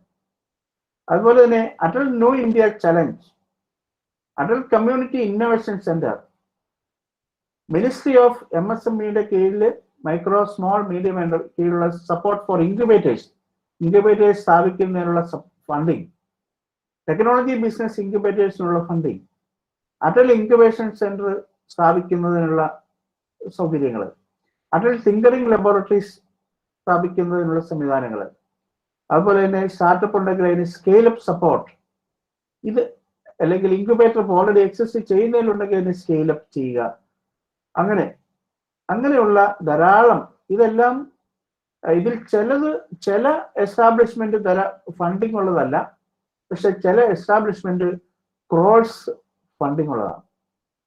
അപ്പൊ ഇങ്ങനെയുള്ളത് കോളേജിൽ സ്ഥാപിച്ച് കോളേജിൽ ഒരു സ്റ്റാർട്ടപ്പ് എക്കോ സിസ്റ്റം ഡെവലപ്പ് ചെയ്യണം. കോളേജ് ക്യാമ്പസിൽ ഫുൾ ആ ഒരു എക്കോ സിസ്റ്റം ഡെവലപ്പ് ചെയ്യണം. അതിന്റെ ഫലമായിട്ട് ഇപ്പൊ അക്കാഡമിക്സ് എന്നുള്ളത് ഒരു സൈഡിലേക്ക് ആയിട്ടുണ്ട്. മിക്ക സ്ഥലങ്ങളിൽ അക്കാഡമിക് സൈഡിലേക്ക് ആയിട്ടുണ്ട് എന്ന് പറഞ്ഞാലും ഈ ഓണ്ടർപ്രണർഷിപ്പിലേക്ക് കുട്ടികൾ ഫോക്കസ് ചെയ്യുമ്പോൾ തീർച്ചയായിട്ടും അക്കാഡമിക്സിന് യാതൊരു കുറവും വരില്ല. ഓണ്ടർപ്രണർഷിപ്പിൽ ഫോക്കസ് ചെയ്ത കുട്ടികൾ ഫോക്കസ് ചെയ്ത് കഴിഞ്ഞു, അവർ അക്കാഡമിക്സിലും നല്ലതായിട്ട് പെർഫോം ചെയ്യും. അപ്പൊ ഇതാണ് അതിനകത്തെ വ്യത്യാസം. അപ്പോ that is the help or support given by government of India. ഇനി നമ്മൾ സ്റ്റേറ്റ് ഗവൺമെന്റിലേക്ക് വന്നാൽ നമുക്കറിയാം, nodal agency for innovation or startup, കേരളത്തിലെ നോഡൽ ഏജൻസി കേരള സ്റ്റാർട്ടപ്പ് മിഷനാണ്. കേരള സ്റ്റാർട്ടപ്പ് മിഷന്റെ സർവീസുകളാണ് നമ്മളിവിടെ കാണുന്നത്. സ്റ്റാർട്ടപ്പ് വില്ലേജ് എന്ന് പറഞ്ഞാൽ ഒരു കുട്ടിക്ക് അല്ലെങ്കിൽ ഒരു ഗ്രൂപ്പിന് ഒരു സ്റ്റാർട്ടപ്പ് ചെയ്യുന്നതിനുള്ള ഐഡിയ ഉണ്ട്. അത് നല്ലൊരു ഐഡിയ ആയാലും സ്റ്റാർട്ടപ്പ് രജിസ്റ്റർ ചെയ്യാൻ പോവുകയാണെങ്കിൽ അവർക്ക് ഗ്രൂപ്പായിട്ട് ഇരുന്ന് അവരുടെ ഐഡിയ റിഫൈൻ ചെയ്ത് by thinking process, thought process ആണ് ഇത് മെയിൻ ആയിട്ടുള്ളത്. അവർക്ക് സ്റ്റാർട്ടപ്പ് മിഷനിൽ അതിനുള്ള അവസരം ഒരുക്കിയിട്ടുണ്ട്. ധാരാളം ഗ്രൂപ്പുകൾക്ക് ഓരോരോ area, that is similar to a village, 5 or 6 കുട്ടികൾക്ക് ഒരുമിച്ചിരുന്ന് സംസാരിക്കുക, അങ്ങനെ ധാരാളം ഗ്രൂപ്പുകൾക്ക് ഒരുമിച്ചിരുന്ന് അവരവരുടെ ഐഡിയ ഡെവലപ്പ് ചെയ്ത് സ്റ്റാർട്ടപ്പിലേക്ക് കൊണ്ടുവരിക. അത് വളരെ ചുരുങ്ങിയ റെന്റിൽ സ്റ്റാർട്ടപ്പ് മിഷൻ അവൈലബിൾ ആക്കുന്നുണ്ട്. അതേപോലെ തന്നെ innovation and entrepreneurship development cell, ഇതും ഇപ്പോൾ എല്ലാ കോളേജുകൾക്കും സ്ഥാപിക്കാവുന്നതാണ്. ഇതിന് ഇനീഷ്യലി ഇത് സ്റ്റാർട്ടപ്പ് മിഷന്റെ ഇനീഷ്യേറ്റീവ് ആണ്. ഇനീഷ്യലി 2 lakh rupees ഫണ്ട് ചെയ്യും. ഈ 2 lakh rupees തീരുന്നത് അനുസരിച്ച് ആക്റ്റീവായിട്ട് പാർട്ടിസിപ്പേറ്റ് ചെയ്യുന്നുണ്ട്, പ്രോഗ്രാമുകൾ നടത്തുന്നുണ്ട്, ഇന്നോവേഷൻ മൂവ് ചെയ്യുന്നുണ്ടോ എങ്കിൽ അവർ ആ 2 lakh rupees തീരുമ്പോൾ അടുത്ത ഫണ്ട് തരും. അങ്ങനെ ഫണ്ടിങ് ഉള്ള ഒരു സംവിധാനമാണ് IEDC. ഇൻക്യുബേറ്റർ എന്ന് പറയുമ്പോൾ നമുക്കറിയാം, നമുക്കൊരു ഐഡിയ ഉണ്ടായി, ആ ഐഡിയനെ ഇൻക്യുബേറ്റ് ചെയ്ത് അത് റിഫൈൻഡ് ആയിട്ട് ഒരു പ്രോഡക്റ്റ് ആയിട്ട് മാറണം. ഈ പ്രോഡക്റ്റിനെ റിഫൈൻ ചെയ്തിട്ട് വേണം നമ്മൾ ഒരു സ്റ്റാർട്ടപ്പ് തുടങ്ങി ആ സ്റ്റാർട്ടപ്പിലൂടെ സെയിൽ ചെയ്യാനായിട്ട്. അപ്പൊ അതിനുള്ള എല്ലാ സംവിധാനവും, മെന്ററിങ് ഉണ്ടാവും, നമുക്ക് പ്രോട്ടോടൈപ്പുകൾ ഡെവലപ്പ് ചെയ്യുന്നതിനുള്ള സംവിധാനങ്ങൾ ഉണ്ടാവും, സോഫ്റ്റ്വെയർ, അങ്ങനെയുള്ള എല്ലാം ഉള്ള ഒരു സംവിധാനമാണ് ഇൻക്യുബേറ്റർ എന്ന് പറയുന്നത്. ഫാബ് ലാബ് എന്ന് പറഞ്ഞാൽ നമുക്ക് ഫാബ്രിക്കേഷൻ ലാബ് എന്ന് തന്നെ നമുക്ക് പറയാം. ഫാബ്രിക്കേഷൻ ലാബ് എന്ന് പറയുമ്പോൾ നമുക്കൊരു ഐഡിയ ഉണ്ടെങ്കിൽ ആ ഐഡിയനെ വർക്കിംഗ് മോഡലായിട്ട് കൺവേർട്ട് ചെയ്യുന്നതിന് വേണ്ടുന്ന എല്ലാ ഫാബ്രിക്കേഷൻ വർക്കും ചെയ്യാൻ പറ്റുന്ന ഒരു ലബോറട്ടറിയാണ്. അതും സ്റ്റാർട്ടപ്പ് മിഷന്റെ കീഴിൽ കുട്ടികൾക്ക് അവൈലബിൾ ആക്കിയിട്ടുണ്ട്. മെന്ററിങ് ആൻഡ് സ്കെയിലപ്പ്, കുട്ടികൾ ഒരു സ്റ്റാർട്ടപ്പ് സ്റ്റാർട്ട് ചെയ്തു, അപ്പൊ അദ്ദേഹത്തിന് അവരെ ശരിയായ വഴിയിലൂടെ പിടിച്ചു കൊണ്ടുപോവുക, സ്കെയിലപ്പ് ചെയ്യുക. സ്റ്റാർട്ടപ്പ് തുടങ്ങി കഴിഞ്ഞാൽ അവരുടെ ടെക്നോളജി സ്കെയിലപ്പ് ഉണ്ടാവാം, അല്ലെങ്കിൽ അവരുടെ മാർക്കറ്റിംഗ് സ്കെയിലപ്പ് ഉണ്ടാവാം.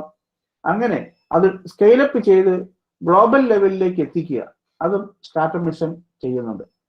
ഫണ്ടിങ് ഫോർ പേറ്റന്റ് ഫയലിംഗ്, ഇപ്പൊ ഉദാഹരണമായിട്ട് ഒരു കുട്ടി ഒരു പേറ്റന്റ് ഫയൽ ചെയ്തു. ഇന്ത്യൻ പേറ്റന്റ് ആണെങ്കിൽ നമുക്കറിയാം പേറ്റന്റ് എന്താണെന്ന് ഏകദേശം ഒരു ധാരണയൊക്കെ ഉണ്ട്. ഇന്ത്യൻ പേറ്റന്റ് ആണെങ്കിൽ ഏകദേശം അപ് ടു 50,000 വരെ എക്സ്പെൻസ് വരാം. ഇന്റർനാഷണൽ പേറ്റന്റ് ആണെങ്കിൽ അതിൽ കൂടുതൽ വരാം. അപ്പോ ഇന്ത്യൻ പേറ്റന്റിന് ഇത്രയൊക്കെ ഉണ്ടെങ്കിലും ഏകദേശം ഒരു 30-35 രൂപ വരെയൊക്കെ വന്നാൽ ഇപ്പോൾ ഒരു പേറ്റന്റ് നമുക്ക് അപ്ലൈ ചെയ്യാൻ സാധിക്കും, എല്ലാ ചെലവ് ഉൾപ്പെടെ.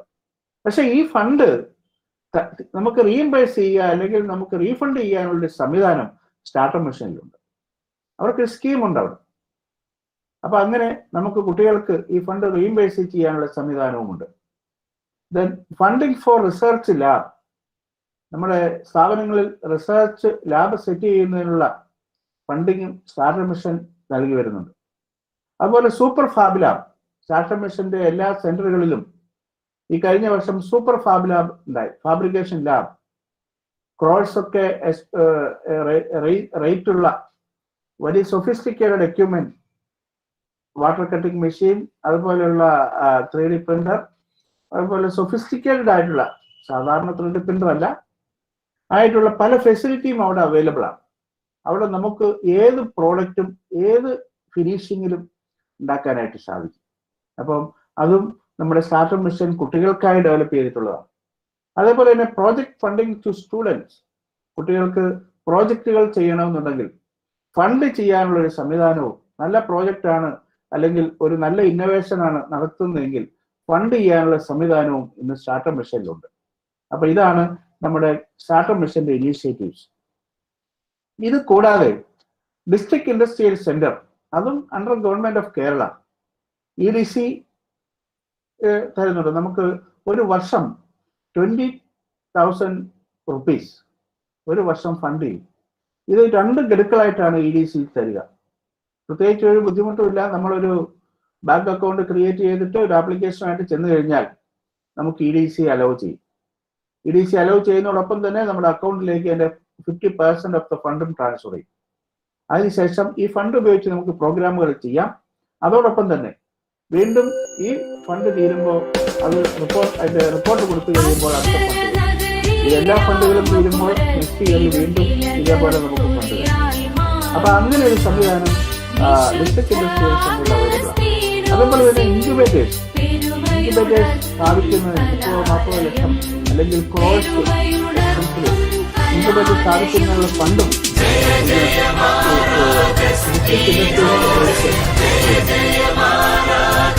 അതുപോലെ തന്നെ കേരള സ്റ്റേറ്റ് IT ഇൻഫ്രാസ്ട്രക്ചർ കീഴിലുള്ള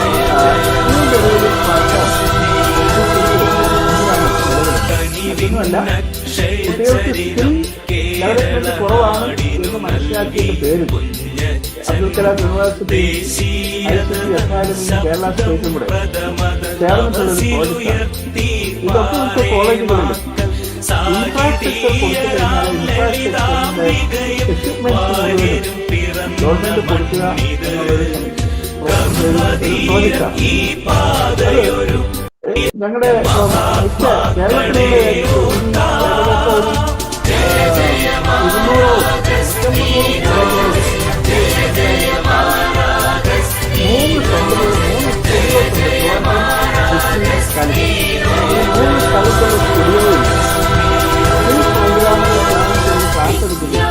അത് നമ്മുടെ സ്ഥാപനങ്ങളിൽ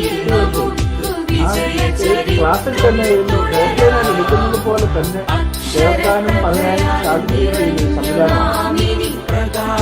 ഇതിന് ഏകദേശം 20 lakh rupees government fund infrastructure സ്ഥാപനം കൊടുത്താൽ മതി. അങ്ങനെ ഇപ്പോൾ ഈ വർഷം ഏകദേശം 19ഓളം കോളേജ് സ്ഥാപിച്ചു ടെസ്റ്റിംഗിന്റെ സമയമാണ് ടെസ്റ്റ് ചെയ്തുകൊണ്ടിരിക്കുന്നത്. എന്റെ ആശാൻ അവൈലബിൾ ആക്കുന്നതാണ് അറിയാൻ സാധിക്കും. വലിയൊരു സംവിധാനം ഗവൺമെന്റ് വീണ്ടും. അതേപോലെ തന്നെ കേരള ഡെവലപ്മെന്റ് അവർക്ക് ഒരു ഇന്നോവേഷൻ പ്രോഗ്രാം കഴിഞ്ഞ 3 വർഷങ്ങളായിട്ട് YIT നടക്കുന്നുണ്ട്. എല്ലാ കോളേജുകളിൽ നിന്നും ഇന്നോവേറ്റീവ് ഐഡിയ ഗ്രൂപ്പായിട്ട് അവിടെ പ്രസന്റ് ചെയ്യുന്നു.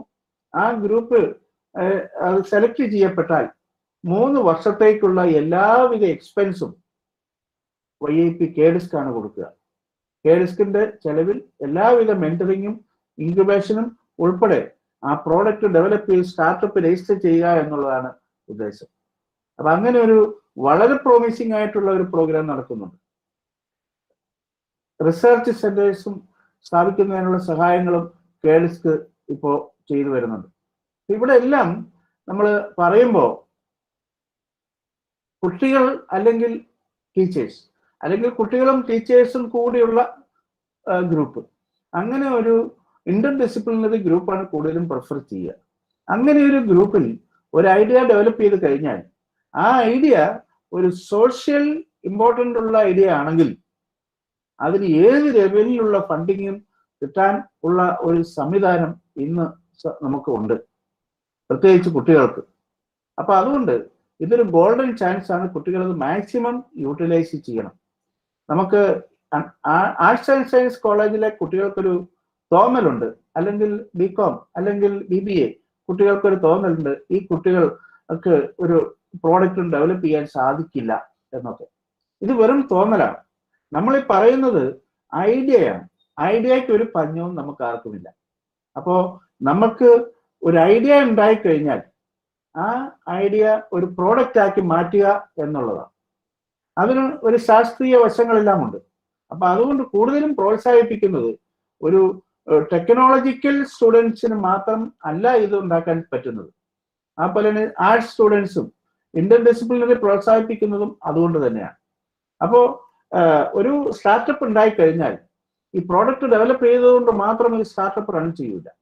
ആ സ്റ്റാർട്ടപ്പ് മുമ്പോട്ട് കൊണ്ടുപോകാൻ ഉള്ള കഴിവ്, അതിന്റെ അക്കൗണ്ടിങ് കീപ്പ് ചെയ്യാനുള്ള കഴിവ്, അതിന്റെ ഫൈനാൻസ് എങ്ങനെ യൂട്ടിലൈസ് ചെയ്യും, ഫൈനാൻഷ്യൽ പ്ലാനിങ്, അതേപോലെ തന്നെ ഈ അവിടെയുള്ള ജോലിക്കാർക്ക് സോഫ്റ്റ് സ്കിൽ ഡെവലപ്മെന്റ്, ഇതിലൊക്കെ നമുക്ക് സോഫ്റ്റ് സ്കിൽ ഡെവലപ്മെന്റും പേഴ്സണാലിറ്റിയും ഒക്കെ വേണം. അപ്പൊ ഇതെല്ലാം വേണ്ടുന്നത് കൊമേഴ്സുകാർക്കോ BBA-ക്കാർക്കോ അങ്ങനെയുള്ള ഏത് ഇംഗ്ലീഷ് ലിറ്ററേച്ചർ ഇതേപോലുള്ള ഏത് ഡിഗ്രിക്കാർക്കും ഇതിനകത്ത് ഒരു മെമ്പറാകാൻ സാധിക്കും. അങ്ങനെ മെമ്പർ ആയി കഴിഞ്ഞാൽ ആ ഗ്രൂപ്പിന് ഏത് കാര്യവും, ടെക്നോളജി ഗ്രൂപ്പുണ്ട്, അതിന്റെ മാനേജ്മെന്റിന് അതിന്റെ ഗ്രൂപ്പുണ്ട്, ഫൈനാൻസിന് അതിന്റെ ഗ്രൂപ്പുണ്ട്, ഇങ്ങനെ എല്ലാ റിസോഴ്സും സെയിം ഗ്രൂപ്പിലുണ്ടെങ്കിൽ ആ കമ്പനി ഡെവലപ്പ് ചെയ്യും എന്നുള്ളത് ഒരു യാഥാർത്ഥ്യമാണ്. അതുകൊണ്ടാണ് ഇന്റർ ഡിസിപ്ലിനറി ആയിട്ടുള്ള ഗ്രൂപ്പുകളെ പ്രോത്സാഹിപ്പിക്കുന്നത്. പ്രത്യേകിച്ച് ലേഡീസിന്, വനിതകൾക്ക് വളരെ പ്രാധാന്യമുണ്ട്. എല്ലാ ഗ്രൂപ്പിലും ഒരു വനിതയെങ്കിലും വേണം എന്ന് പല ലെവലിലും നിഷ്കർഷിക്കുന്നുണ്ട്. അപ്പൊ അതുകൊണ്ട് അതും വളരെ ഇമ്പോർട്ടൻ്റ് ആണ്. ഇനി വനിതകൾ മാത്രമുള്ള ഗ്രൂപ്പാണെങ്കിൽ പ്രത്യേകമായിട്ടുള്ള സ്റ്റാറ്റസ് ആണ് അവർക്കുള്ളത്. അപ്പൊ അങ്ങനെ ഒത്തിരി പ്രോത്സാഹനം നൽകുന്ന ഒരു സംവിധാനമാണ് ഈ ഇന്നൊവേഷൻ ആൻഡ് സ്റ്റാർട്ടപ്പ് ഇന്ന് കോളേജുകളിൽ. ഇനി എന്താണ് ഈ സ്റ്റാർട്ടപ്പ്? നമ്മളിപ്പോൾ ഇതുവരെയും പറഞ്ഞത് എന്താണ് ഈ ഇന്നൊവേഷൻ പ്രോത്സാഹിപ്പിക്കുന്നതിന്റെ കാരണം എന്ന് നമ്മൾ പറഞ്ഞു കഴിഞ്ഞു. അതോടൊപ്പം തന്നെ നമ്മൾ എന്തൊക്കെ ഇൻസെന്റീവ്സ്, എന്തൊക്കെയാണ് ഗവൺമെന്റ് തലത്തിൽ ഈ സ്ഥാപനങ്ങൾക്കും കുട്ടികൾക്കും കൊടുക്കുന്നത് എന്നും നമ്മൾ പറഞ്ഞു കഴിഞ്ഞു. അപ്പൊ ഇനി എന്താണ് startup? Startup is an young company founded by one or more entrepreneurs to develop a unique product or service to bring it into market. ഇതിന്റെ ഓരോ വേർഡും വളരെ പ്രധാനമാണ്. യങ് കമ്പനി എന്ന് പറഞ്ഞാൽ അത് 10 വർഷത്തിൽ കൂടാൻ പാടില്ല. 10 വർഷം കഴിഞ്ഞ കമ്പനി സ്റ്റാർട്ടപ്പ് അല്ല. അതിന്റെ എലിജിബിലിറ്റിയിലേക്ക് വരുന്നുണ്ട്. അതേപോലെ തന്നെ ഈ സ്റ്റാർട്ടപ്പിന് ഒരു പ്രോഡക്റ്റ് മാർക്കറ്റ് ചെയ്ത് പണം ഉണ്ടാവണം. കമ്പനി മീൻസ് മണി ജനറേറ്റ് ചെയ്യാൻ സാധിക്കണം, മാർക്കറ്റിൽ പ്രോഡക്റ്റ് സെയിൽ ചെയ്യാൻ സാധിക്കണം. അതൊരു പ്രോഡക്റ്റ് ആണെങ്കിലും സർവീസ് ആണെങ്കിലും. അപ്പൊ ഇങ്ങനെയുള്ള ഇതാണ് സ്റ്റാർട്ടപ്പ് എന്ന് പറയുന്നത്. ഇതൊരു സോഷ്യൽ സ്റ്റാർട്ടപ്പാണ് നമ്മൾ ഉദ്ദേശിക്കുന്നത്. എന്താണ് എലിജിബിലിറ്റി? ഒരു സ്റ്റാർട്ടപ്പ് എന്ന് വെച്ചാൽ എന്താണ്? What is the eligibility of the startup? This startup that is age is less than 10 years. 10 വർഷത്തിൽ കൂടാൻ പാടില്ല. അത് it is incorporated as private limited liability partnership or partnership. Proprietorship is not allowed as startup because ഈ funding ഒക്കെ വരുമ്പോൾ, ഈ funding ധാരാളം government funding വരുമ്പോൾ അത് പ്രൊപ്പറേറ്റർഷിപ്പിന് ഓഡിറ്റിംഗ് സംവിധാനങ്ങൾ പ്രോപ്പർ അല്ല. അപ്പൊ അതുകൊണ്ട് ലിമിറ്റഡ് ലയബിലിറ്റി പാർട്ട്ണർഷിപ്പ് ആവാം, അല്ലെങ്കിൽ ഒരു പ്രൈവറ്റ് ലിമിറ്റഡ് കമ്പനി ആവാം, അല്ലെങ്കിൽ അല്ലാത്തൊരു പാർട്ട്ണർഷിപ്പ് ആവാം. ഈ 3 രീതിയിൽ മാത്രമേ ഒരു കമ്പനി രജിസ്റ്റർ ചെയ്താൽ അത് സ്റ്റാർട്ടപ്പ് ആവും. അതേപോലെ തന്നെ അതിന് maximum turn over is less than 100 crore. Turn over എന്ന് പറയുന്നത് 100 crore കൂടാൻ പാടില്ല. whenever it becomes higher than 100 crore, it will become a mature company. It is not a startup. അതേപോലെ തന്നെ ഒരിക്കൽ നമ്മൾ സ്റ്റാർട്ടപ്പ് രജിസ്റ്റർ ചെയ്ത് കഴിഞ്ഞാൽ ആ കമ്പനി സ്പ്ലിറ്റ് ചെയ്ത് രണ്ടാക്കാനോ കൺസ്ട്രക്ടിങ് എന്ന് ചെയ്യാനൊക്കെ ചെയ്തു കഴിഞ്ഞാൽ that are not eligible for a startup. It will not be considered as a startup. And working on, and വളരെ പ്രധാനപ്പെട്ട ഒരു point, working on development or improvement scalable business model with a high potential of creation of wealth and employment. പണം ഉണ്ടാക്കാനും employment opportunity ഉണ്ടാക്കാനും പറ്റുമെന്നുണ്ടെങ്കിൽ അങ്ങനെയുള്ള അതിനെ മാത്രമേ ഇതിനകത്ത് കൺസിഡർ ചെയ്യൂ. അല്ലാണ്ട് ഒരു റിസർച്ച് സ്ഥാപനം ഒരിക്കലും ഈ ലെവലിലേക്ക് വരത്തില്ല. അപ്പോൾ അത് സൊസൈറ്റിക്ക് സോഷ്യൽ ഇമ്പോർട്ടൻസ് ഉണ്ടാവണം, സൊസൈറ്റിക്ക് ഡെവലപ്പ് ചെയ്യാൻ പറ്റുന്നതായിരിക്കണം, അല്ലെങ്കിൽ ഇതുപയോഗിച്ച് സൊസൈറ്റി ഡെവലപ്പ് ചെയ്യണം. അങ്ങനെ അതുപോലെ തന്നെ ധാരാളം ആൾക്കാർക്ക് ജോലി കൊടുക്കാവുന്ന ഇതിനെയാണ് സ്റ്റാർട്ടപ്പിന്റെ ഡെഫിനിഷനിൽ കൊണ്ടുവന്നിട്ടുള്ളത്. ഇങ്ങനെയുള്ളതിനെ മാത്രമേ ഈ വക എല്ലാ ആനുകൂല്യങ്ങളും ലഭിക്കൂ. ഇനി എന്തൊക്കെ ബെനിഫിറ്റ് ആണ് ഒരു സ്റ്റാർട്ടപ്പ് രജിസ്റ്റർ ചെയ്താൽ? അതായത് നമ്മൾ സാധാരണ ഒരു കമ്പനി രജിസ്റ്റർ ചെയ്യുമ്പോൾ ലേബർ ലോസും എൻവയോൺമെന്റ് ലോസും എല്ലാം ഓരോ സൈറ്റിന് ഓരോ ഗവൺമെന്റ് ഒഫീഷ്യൽസ് വന്ന് അത് കണ്ട് ബോധ്യപ്പെടുത്തി വേണം സർട്ടിഫിക്കറ്റ് ഇഷ്യൂ ചെയ്യാൻ.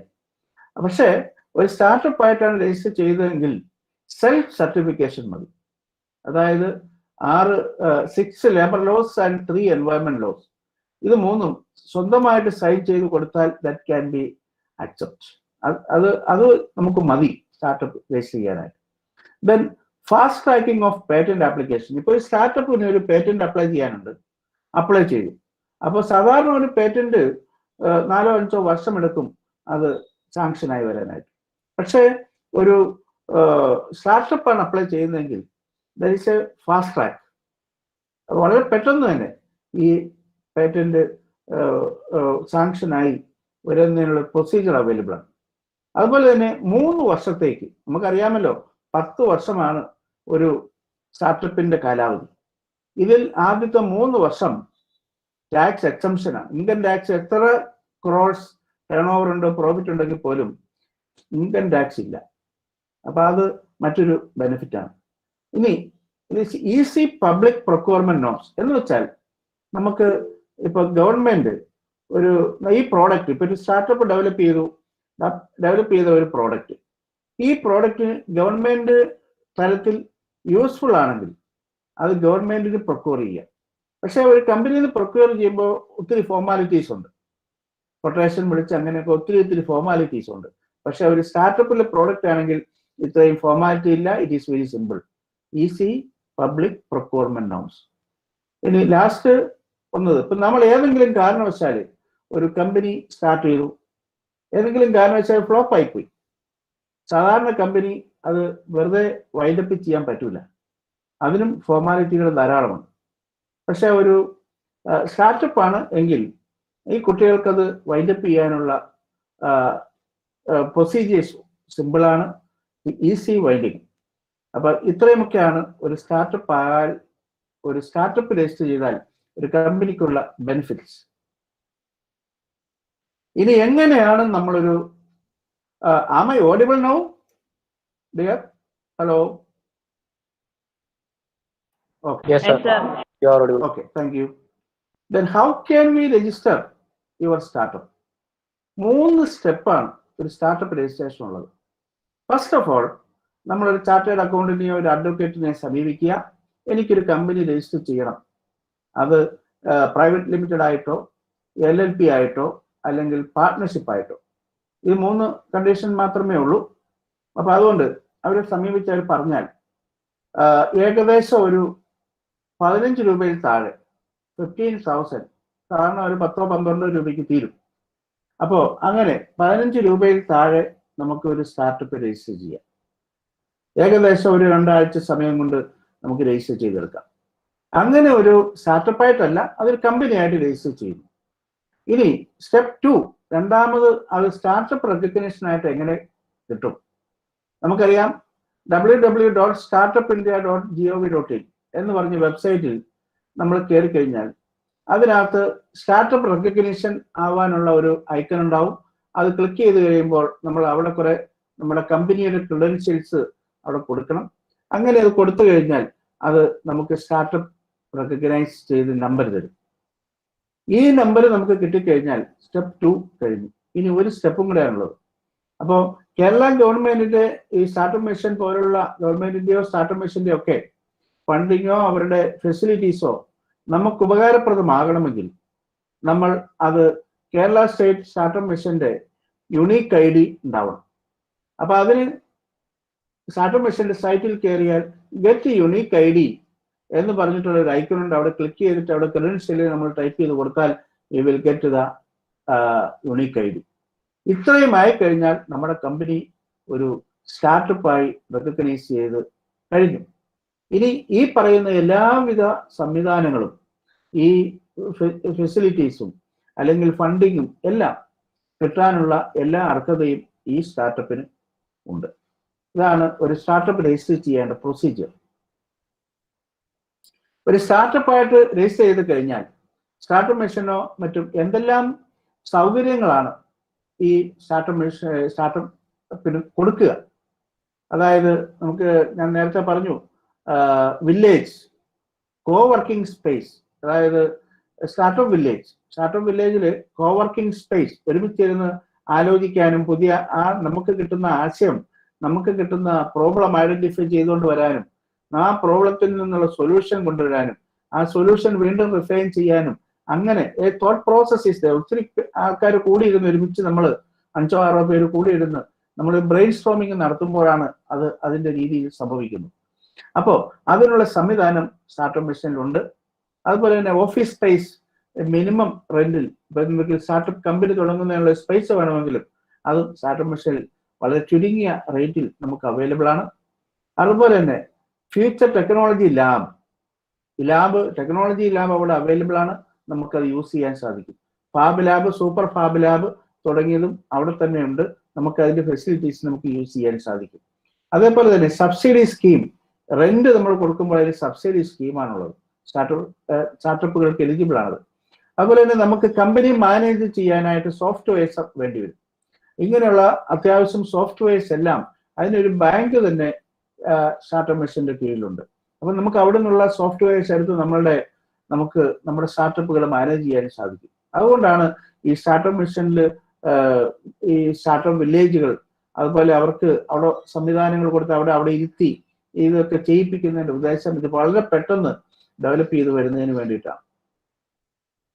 അതുപോലെ തന്നെ ഫണ്ടിങ്, നമ്മൾ സ്റ്റാർട്ടപ്പ് മിഷന്റെ കീഴിൽ ധാരാളം സെൻട്രൽ ഗവൺമെന്റ് ഫണ്ടിങ് നമ്മൾ പറഞ്ഞു കഴിഞ്ഞു. സ്റ്റാർട്ടപ്പ് മിഷന്റെ കീഴിൽ വളരെ പ്രധാനമായിട്ടുള്ള ഒരു ഫണ്ടിങ് ആണ് നമ്മളിപ്പോൾ ഇവിടെ കാണുന്നത്.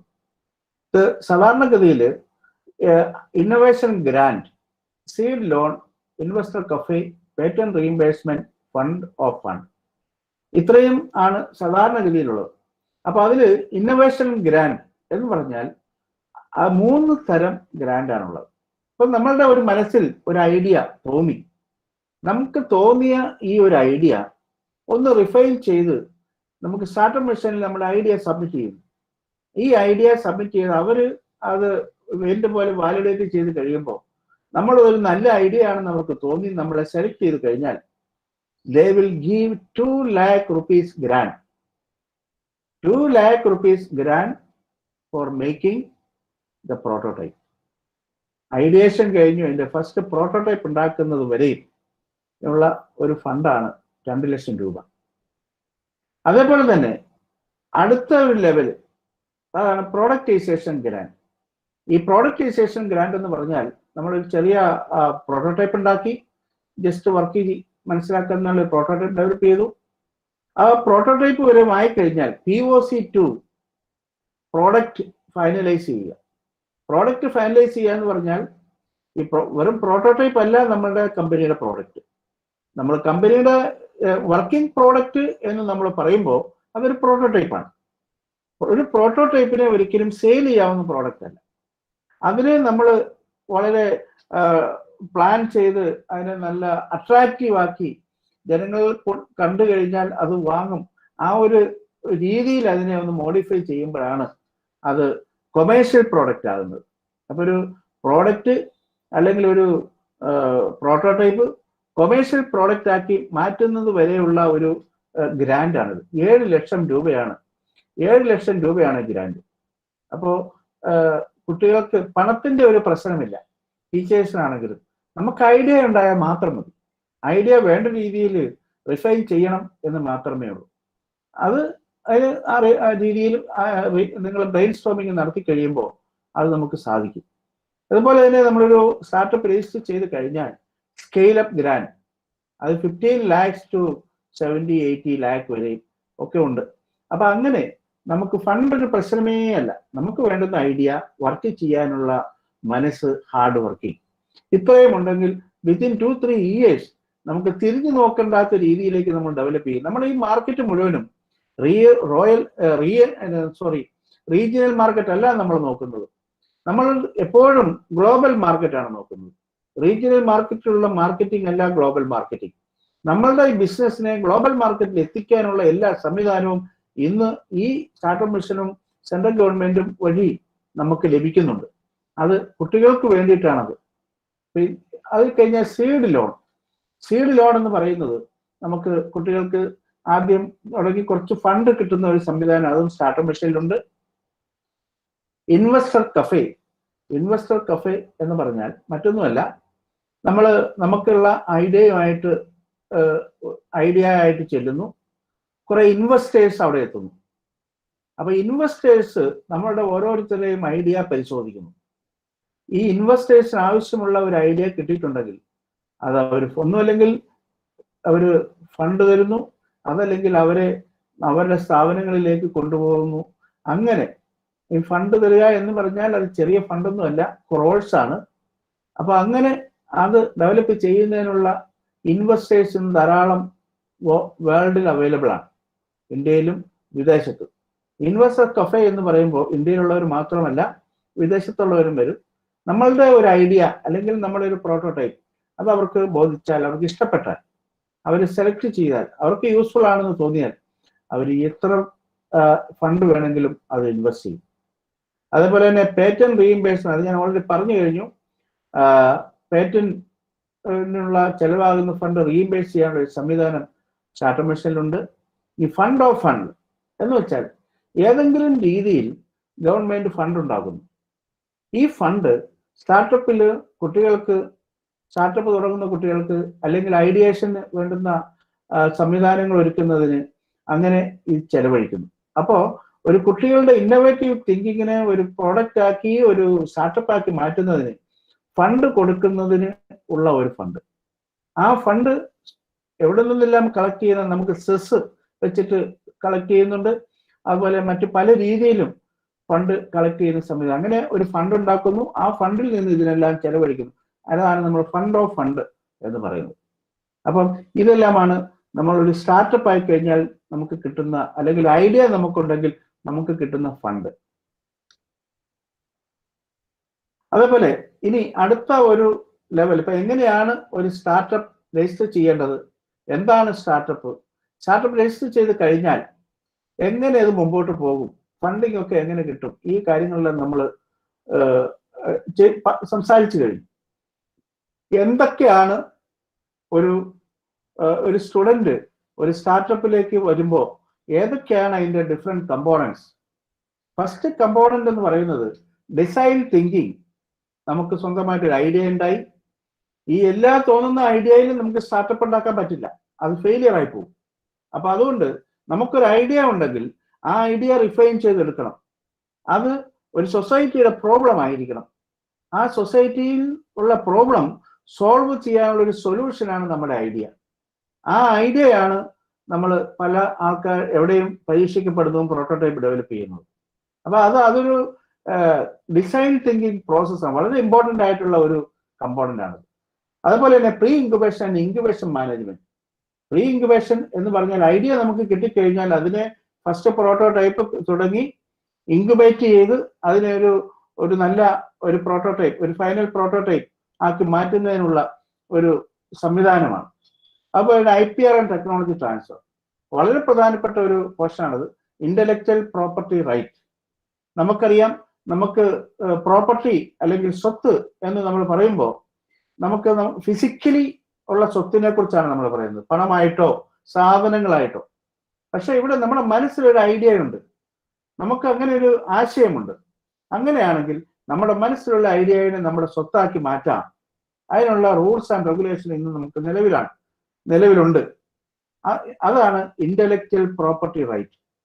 അത് പേറ്റന്റ് അതേപോലുള്ള സംഗതികളെല്ലാം അതിന്റെ കീഴിൽ വരും. അപ്പോൾ ആ ഒരു പേറ്റന്റ് നമ്മൾ അപ്ലൈ ചെയ്ത് കഴിഞ്ഞാൽ ആ പേറ്റന്റ് നമുക്ക് 1-2 വർഷത്തിനകത്ത് അത് അതിന്റെ പ്രൊസീജിയേഴ്സ് ഒക്കെ കഴിഞ്ഞ് 4-5 വർഷത്തിനകത്ത് നമുക്കത് പേറ്റന്റ് ആയിട്ട് വരും. പേറ്റന്റ് ഒരു പേപ്പറിൽ നമുക്ക് കിട്ടിക്കഴിഞ്ഞാൽ ദാറ്റ് ഈസ് അഗെയിൻ പ്രോപ്പർട്ടിയാണ്, നമുക്ക് സെയിൽ ചെയ്യാവുന്ന പ്രോപ്പർട്ടിയാണ്. നമുക്ക് അല്ലാതെ ഫിസിക്കലായിട്ടുള്ള പ്രോപ്പർട്ടി പോലെ തന്നെ നമുക്ക് ബാർഗെയിൻ ചെയ്ത് സെയിൽ ചെയ്യാവുന്ന ഒരു പ്രോപ്പർട്ടിയാണ് പേറ്റന്റും അതേപോലെയുള്ള എല്ലാം. അതുപോലെ തന്നെ ടെക്നോളജി ട്രാൻസ്ഫർ, അതാണ് നമുക്ക് സെയിൽ ചെയ്യാമെന്ന് നാം പറഞ്ഞതിന്റെ കാരണം. അതാണ് നമുക്കൊരു ടെക്നോളജി ഉണ്ട്, ആ ടെക്നോളജി പ്രോസസ് ആവാം അല്ലെങ്കിൽ പ്രോഡക്റ്റ് ആവാം, അത് നമ്മൾ പേറ്റന്റ് ചെയ്തു വെച്ചു. അങ്ങനെയാണെങ്കിൽ ഇത് മറ്റാർക്കെങ്കിലും അത് ആവശ്യമുണ്ട് എങ്കിൽ നമുക്ക് ബാർഗെയിൻ ചെയ്ത് അതിനുള്ള ഒരു ഇത് വാങ്ങിയിട്ട് നമുക്ക് അത് മറ്റൊരാൾക്ക് വിൽക്കാൻ സാധിക്കും. അതും നല്ല അതിന്റെ എന്താണ് നമ്മളുടെ പ്രോഡക്റ്റ് അല്ലെങ്കിൽ എന്താണ് നമ്മുടെ ഐഡിയ എന്നതിനെ ബേസ് ചെയ്ത് അതിന്റെ റേറ്റും മാറിക്കൊണ്ടിരിക്കും. ചെറിയ റേറ്റ് ഒന്നും ആയിരിക്കില്ല. Is again cross.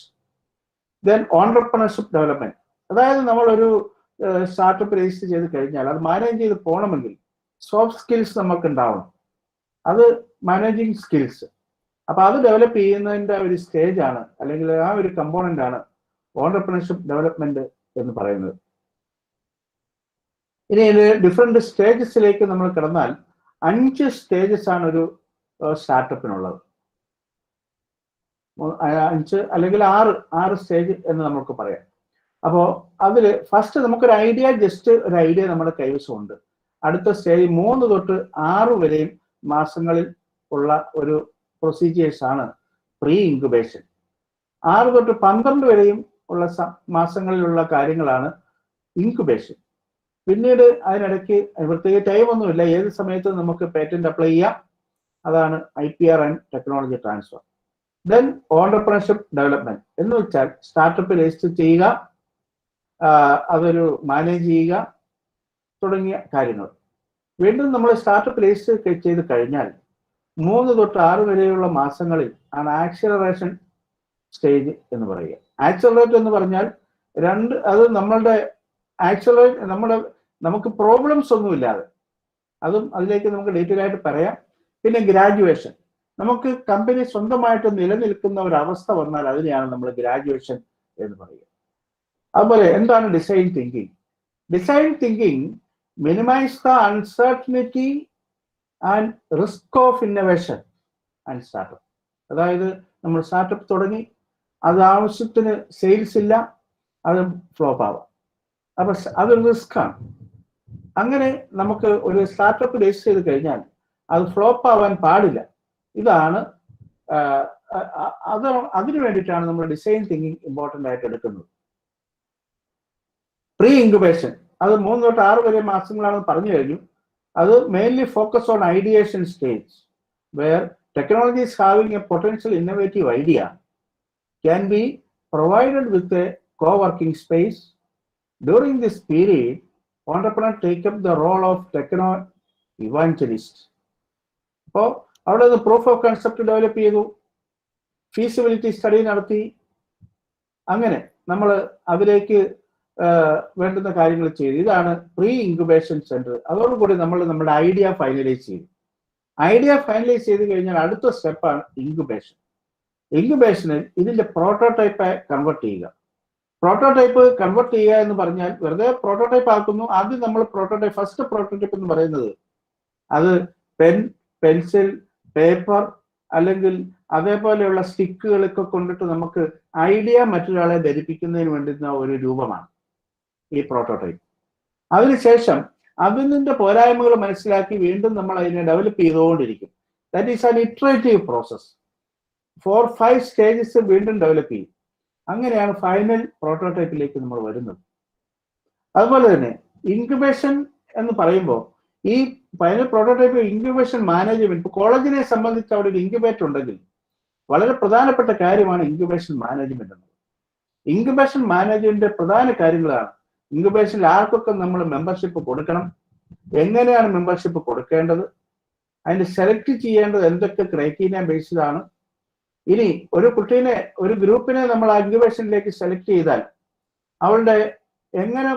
അവരുടെ സെലക്ട് ചെയ്തതിന് ശേഷം അവരെ മെന്റർ ചെയ്യേണ്ടത്, അവരുടെ പ്രോഡക്റ്റ് ഡെവലപ്പ് ചെയ്യാനുള്ള ഡയറക്ഷൻസ് കൊടുക്കേണ്ടത്, ഇതെല്ലാം പീരിയോഡിക്കലായിട്ട് ഇത് റിവ്യൂ ചെയ്യണം. എങ്ങനെയുണ്ട് അവരുടെ പ്രോഡക്റ്റ്, ഡെവലപ്പ് ചെയ്യുന്നുണ്ടോ, മുമ്പോട്ട് പോകുന്നുണ്ടോ, അതും റിവ്യൂ ചെയ്യണം.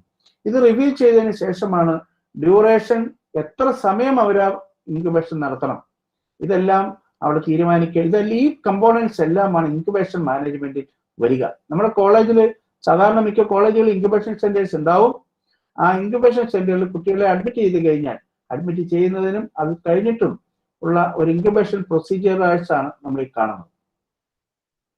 IPR technology transfer, right to include copyright, patent, trademark, geographic indication of origin, industrial design, trade secret, database protection laws, etc.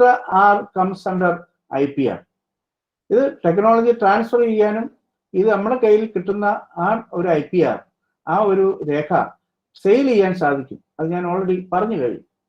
Then entrepreneurship development എന്ന് പറഞ്ഞാൽ, entrepreneur development programme is a programme which help in developing entrepreneurial ability. Without this skill, one cannot successfully run the startup. അപ്പോൾ അതുകൊണ്ട് അതാണ് entrepreneurship development എന്ന programmes എന്നൊക്കെ നമ്മൾ പറയുന്നത്. അതേപോലെ തന്നെ ആക്സിലറേറ്റഡ് സ്റ്റേജിൽ ഞാൻ ഓൾറെഡി പറഞ്ഞു കഴിഞ്ഞു. അത് ഒരു രജിസ്റ്റർ ചെയ്ത് സ്റ്റാർട്ടപ്പ് ആയി കഴിഞ്ഞാൽ പിന്നീട് 3 to 6 months സംഭവിക്കാം. And this will be business tool box and holistic business. ഇവിടെ എന്തൊക്കെയാണ് ചെയ്യുന്നതെന്ന് ചോദിച്ചാൽ, the focus of accelerated stage shall be on rapid growth and to sort out all organizational problems, sort out all operational problems, sort out all financial problems, sort out strategic difficulties that may facing the business under അത് നമ്മുടെ Kerala startup മിഷനിൽ ഇതിനുള്ളൊരു സംവിധാനമുണ്ട്. Accelerate ചെയ്യുന്നതിനും സ്റ്റാർട്ടപ്പിനെ manage ചെയ്യുന്നതിനും മറ്റും അവർ help ചെയ്യും. അതിനുള്ള ഒരു സംവിധാനം സ്റ്റാർട്ടപ്പ് മിഷനിലുണ്ട്. അപ്പോൾ നമ്മൾ ഒരു സ്റ്റാർട്ടപ്പ് രജിസ്റ്റർ ചെയ്ത് കഴിഞ്ഞാൽ 3 to 6 വരെ മാസം കൊണ്ട് നമ്മളുടെ ഒരു സ്റ്റാർട്ടപ്പിനെ സ്ട്രീം ലൈൻ ചെയ്ത് വളരെ ഫാസ്റ്റ് ഡെവലപ്മെന്റിലേക്ക്, ഗ്ലോബൽ ലെവലിലേക്ക് എത്തിക്കുന്നതിനുള്ള ഒരു സംവിധാനം സ്റ്റാർട്ടപ്പ് മിഷന്റെ കീഴിലുണ്ട്. അങ്ങനെ ധാരാളം വെഞ്ചേഴ്സ് ഗ്ലോബൽ ലെവലിലെത്തി ക്രോഴ്സ് സമ്പാദിക്കുന്നുണ്ട്. വളരെ ഒരു ഉദാഹരണം നമ്മുടെ ബൈജൂസ് ആപ്പ് പോലുള്ള ഇതെല്ലാം നമ്പർ 1 ആണ്. അതേപോലെ തന്നെ എങ്ങനെയാണ് ഒരു സ്റ്റാർട്ടപ്പ് ഗ്രാജുവേഷൻ ആകുക? ഇത് നമ്മൾ താഴെ 3-4 പോയിന്റുകൾ പറയുന്നുണ്ട്. 1, revenue stream of the company is adequate for self sustains. എന്ന് പറഞ്ഞാൽ നമുക്ക് വരുന്നതിന്റെ പ്രോഫിറ്റ് അത് സ്വന്തമായിട്ട് നമുക്ക് നിൽക്കാൻ പറ്റുന്ന ഒരു അവസ്ഥയിൽ എത്തിയാൽ വി കോൾ ഇറ്റ് ഗ്രാജുവേഷൻ. അതല്ലെങ്കിൽ entrepreneurs have been able to tie up investors to finance. നമ്മൾ ഫൈനാൻസ് ചെയ്യുന്നതിന് വേണ്ടി പല ഇൻവെസ്റ്റേഴ്സുമായിട്ട് നമ്മൾ ടൈപ്പ് ചെയ്യും. ടൈപ്പ് ചെയ്ത് കഴിഞ്ഞാൽ ഈ ടൈപ്പ് എന്ന് പറഞ്ഞ ഒരു സംഗതി എന്നാണോ തീരുന്നത്, ആ ലയബിലിറ്റി എല്ലാം ക്ലോസ് ചെയ്യുന്ന സമയത്ത് നമ്മൾ അതിനെ ഗ്രാജുവേഷൻ ആയി എന്ന് പറയാം. അതല്ലെങ്കിൽ നമ്മളുടെ ഈ വെഞ്ചർ, നമ്മളുടെ ഈ സ്റ്റാർട്ടപ്പ് മറ്റൊരു വലിയ കമ്പനി എടുത്തു, നമ്മൾ സെയിൽ ചെയ്തു നമ്മുടെ കമ്പനി മറ്റൊരു കമ്പനിക്ക്, ലാർജർ കമ്പനിക്ക്, അപ്പോഴും ഇത് ഗ്രാജുവേഷൻ ആയി എന്ന് നമ്മൾ പറയാം. അതുപോലെ തന്നെ expiry of the period specified the licence agreement with investors. ഏതെങ്കിലും ഇൻവെസ്റ്റേഴ്സുമായിട്ട് നമ്മൾ ടൈപ്പ് ചെയ്തിട്ട് എഗ്രിമെന്റ് ഉണ്ടെങ്കിൽ ആ എഗ്രിമെന്റ് കാലാവധി തീരുമ്പോഴും കമ്പനി ഗ്രാജുവേറ്റഡ് ആയി എന്ന് നമുക്ക് പറയാം. ഇതിലേതെങ്കിലും ഒന്ന് സാറ്റിസ്ഫൈഡ് ആവുമ്പോൾ നമുക്ക് കമ്പനി ഗ്രാജുവേറ്റഡ് ആയി എന്ന് പറയാം. ഇത് കഴിഞ്ഞാൽ പിന്നെ സ്മൂത്ത് ആയിട്ട് കമ്പനി റൺ ചെയ്യും. ഇതാണ് ഈ ഒരു സ്റ്റാർട്ടപ്പിന്റെ ഹയസ്റ്റ് സ്റ്റേജ് എന്ന് നമ്മൾ പറയുന്നത്. അതേപോലെ തന്നെ ഇത്രയും നമ്മൾ സ്റ്റാർട്ടപ്പിന്റെ ഡിഫറെന്റ് സ്റ്റേജസ് ആണ് പറയുന്നത്. ഇനി പറയുന്നത് കുട്ടികളുടെ റോളാണ്. ഇനി ഇതിൽ കുട്ടികളുടെ റോൾ എന്താണുള്ളത്? സ്റ്റാർട്ടപ്പിലേക്ക് വേണ്ടുന്ന എല്ലാ കാര്യങ്ങളും നമ്മൾ പറഞ്ഞു കഴിഞ്ഞു. കുട്ടികളാണ് ചെയ്യേണ്ടത്, ടീച്ചേഴ്സാണ് ചെയ്യേണ്ടത്, അത് മെന്ററിങ് ആവശ്യമുണ്ട്, ഇതെല്ലാം നമ്മൾ പറഞ്ഞു കഴിഞ്ഞു. എങ്കിലും കുട്ടികളുടെ റോള് കുറച്ചും കൂടെ സ്പെസിഫൈ ചെയ്ത് പറയുന്നതാണ് ഡിസൈൻ തിങ്കിങ് ഐഡിയേഷൻ സ്റ്റേജ് എന്ന് പറയുന്നത്. ഡിസൈൻ തിങ്കിങ് എന്തിനാണെന്ന് നമ്മൾ പറഞ്ഞു കഴിഞ്ഞു. എന്തിനാണ്? ഒരു സ്റ്റാർട്ടപ്പ് ഫെയിലിയർ ആവാതിരിക്കാനാണ് ഡിസൈൻ തിങ്കിങ്ങിന്റെ ആവശ്യം. എന്താണ് ഡിസൈൻ തിങ്കിങ് നമ്മൾ ചെയ്യുന്നത്? 5 കാര്യങ്ങളാണ്. ഡിസൈൻ തിങ്കിങ് എന്ന് പറയുമ്പോൾ ഒരു ഐഡിയ, പ്രധാനമായിട്ട് നമ്മൾ പറയുന്നത് നമ്മൾ ഒരു പ്രോബ്ലം ഐഡന്റിഫൈ ചെയ്യുക. ആ പ്രോബ്ലം ഐഡന്റിഫൈ ചെയ്തിട്ട് അതിന്റെ സൊല്യൂഷൻസ് വരും. ആ സൊല്യൂഷൻസിനെ ഐഡന്റിഫൈ ചെയ്യുക. Right solution, right problem. ആ സൊല്യൂഷനാണ് നമ്മൾ പ്രോഡക്റ്റ് ഡെവലപ്പ് ചെയ്യുന്നത്. അപ്പോ അതിന് വേണ്ടുന്നത് ഫസ്റ്റ് ഓഫ് ഓൾ എമ്പതി. എന്താണ് എമ്പതി? എമ്പതി എന്ന് പറഞ്ഞാൽ നമുക്കറിയാം, നമ്മൾ മറ്റുള്ളവരുടെ സ്ഥാനത്ത് നിന്ന് ചിന്തിക്കുക. അപ്പൊ ഒരു ഫിഷർമാന്റെ പ്രശ്നങ്ങൾ പഠിക്കണമെങ്കിൽ ഒരു ഫിഷർമാന്റെ സ്ഥാനത്ത് നിന്ന് ചിന്തിച്ചാൽ മാത്രമേ പറ്റൂ. ഒരു വീട്ടമ്മയുടെ പ്രശ്നങ്ങൾ നമ്മൾ മനസ്സിലാക്കണമെങ്കിൽ വീട്ടമ്മയുടെ സ്ഥാനത്ത് നിന്ന് വെച്ചാലേ പറ്റൂ. ഒരു സ്റ്റുഡന്റ് പ്രോബ്ലം മനസ്സിലാക്കണമെങ്കിൽ സ്റ്റുഡന്റ് ആയിട്ട് ആലോചിച്ചാൽ മാത്രമേ നമുക്ക് മനസ്സിലാവൂ. ഒരു അധ്യാപകന്റെ കാര്യമാണെങ്കിൽ അദ്ദേഹത്തിന്റെ സ്ഥാനത്ത് നിന്ന് ആലോചിച്ചാൽ മാത്രമേ മനസ്സിലാവൂ. അങ്ങനെ empathise, ability to understand and share the feeling of other. മറ്റുള്ളവരുടെ സ്ഥലത്തു നിന്ന് ചിന്തിക്കുക. അപ്പോഴാണ് നമുക്ക് അവരുടെ പ്രശ്നങ്ങൾ മനസ്സിലാകുന്നത്. അത് പ്രോബ്ലം ഐഡന്റിഫൈ ചെയ്യാനുള്ള ഒരു ടെക്നിക്കാണ്. അതുപോലെ തന്നെ അടുത്തത് എന്ന് പറഞ്ഞാൽ ഡിഫൈനാണ്. അപ്പോൾ നമ്മൾ പ്രോബ്ലം മനസ്സിലാക്കി, അങ്ങനെ നമ്മൾ ആലോചിക്കുമ്പോൾ അവരുടെ റിലേറ്റഡ് ആയിട്ടുള്ള ധാരാളം പ്രോബ്ലംസ് ഉണ്ടാവും. ഈ ധാരാളം പ്രോബ്ലംസും നമ്മളൊന്ന് കൺസോളിഡേറ്റ് ചെയ്തിട്ട് ഒരു റൈറ്റ് പ്രോബ്ലം ആക്കി അതിനെ മാറ്റും. ഇതാണ് ആ ഡിഫൈൻ ചെയ്യുന്ന അവസ്ഥ. Define the core problem.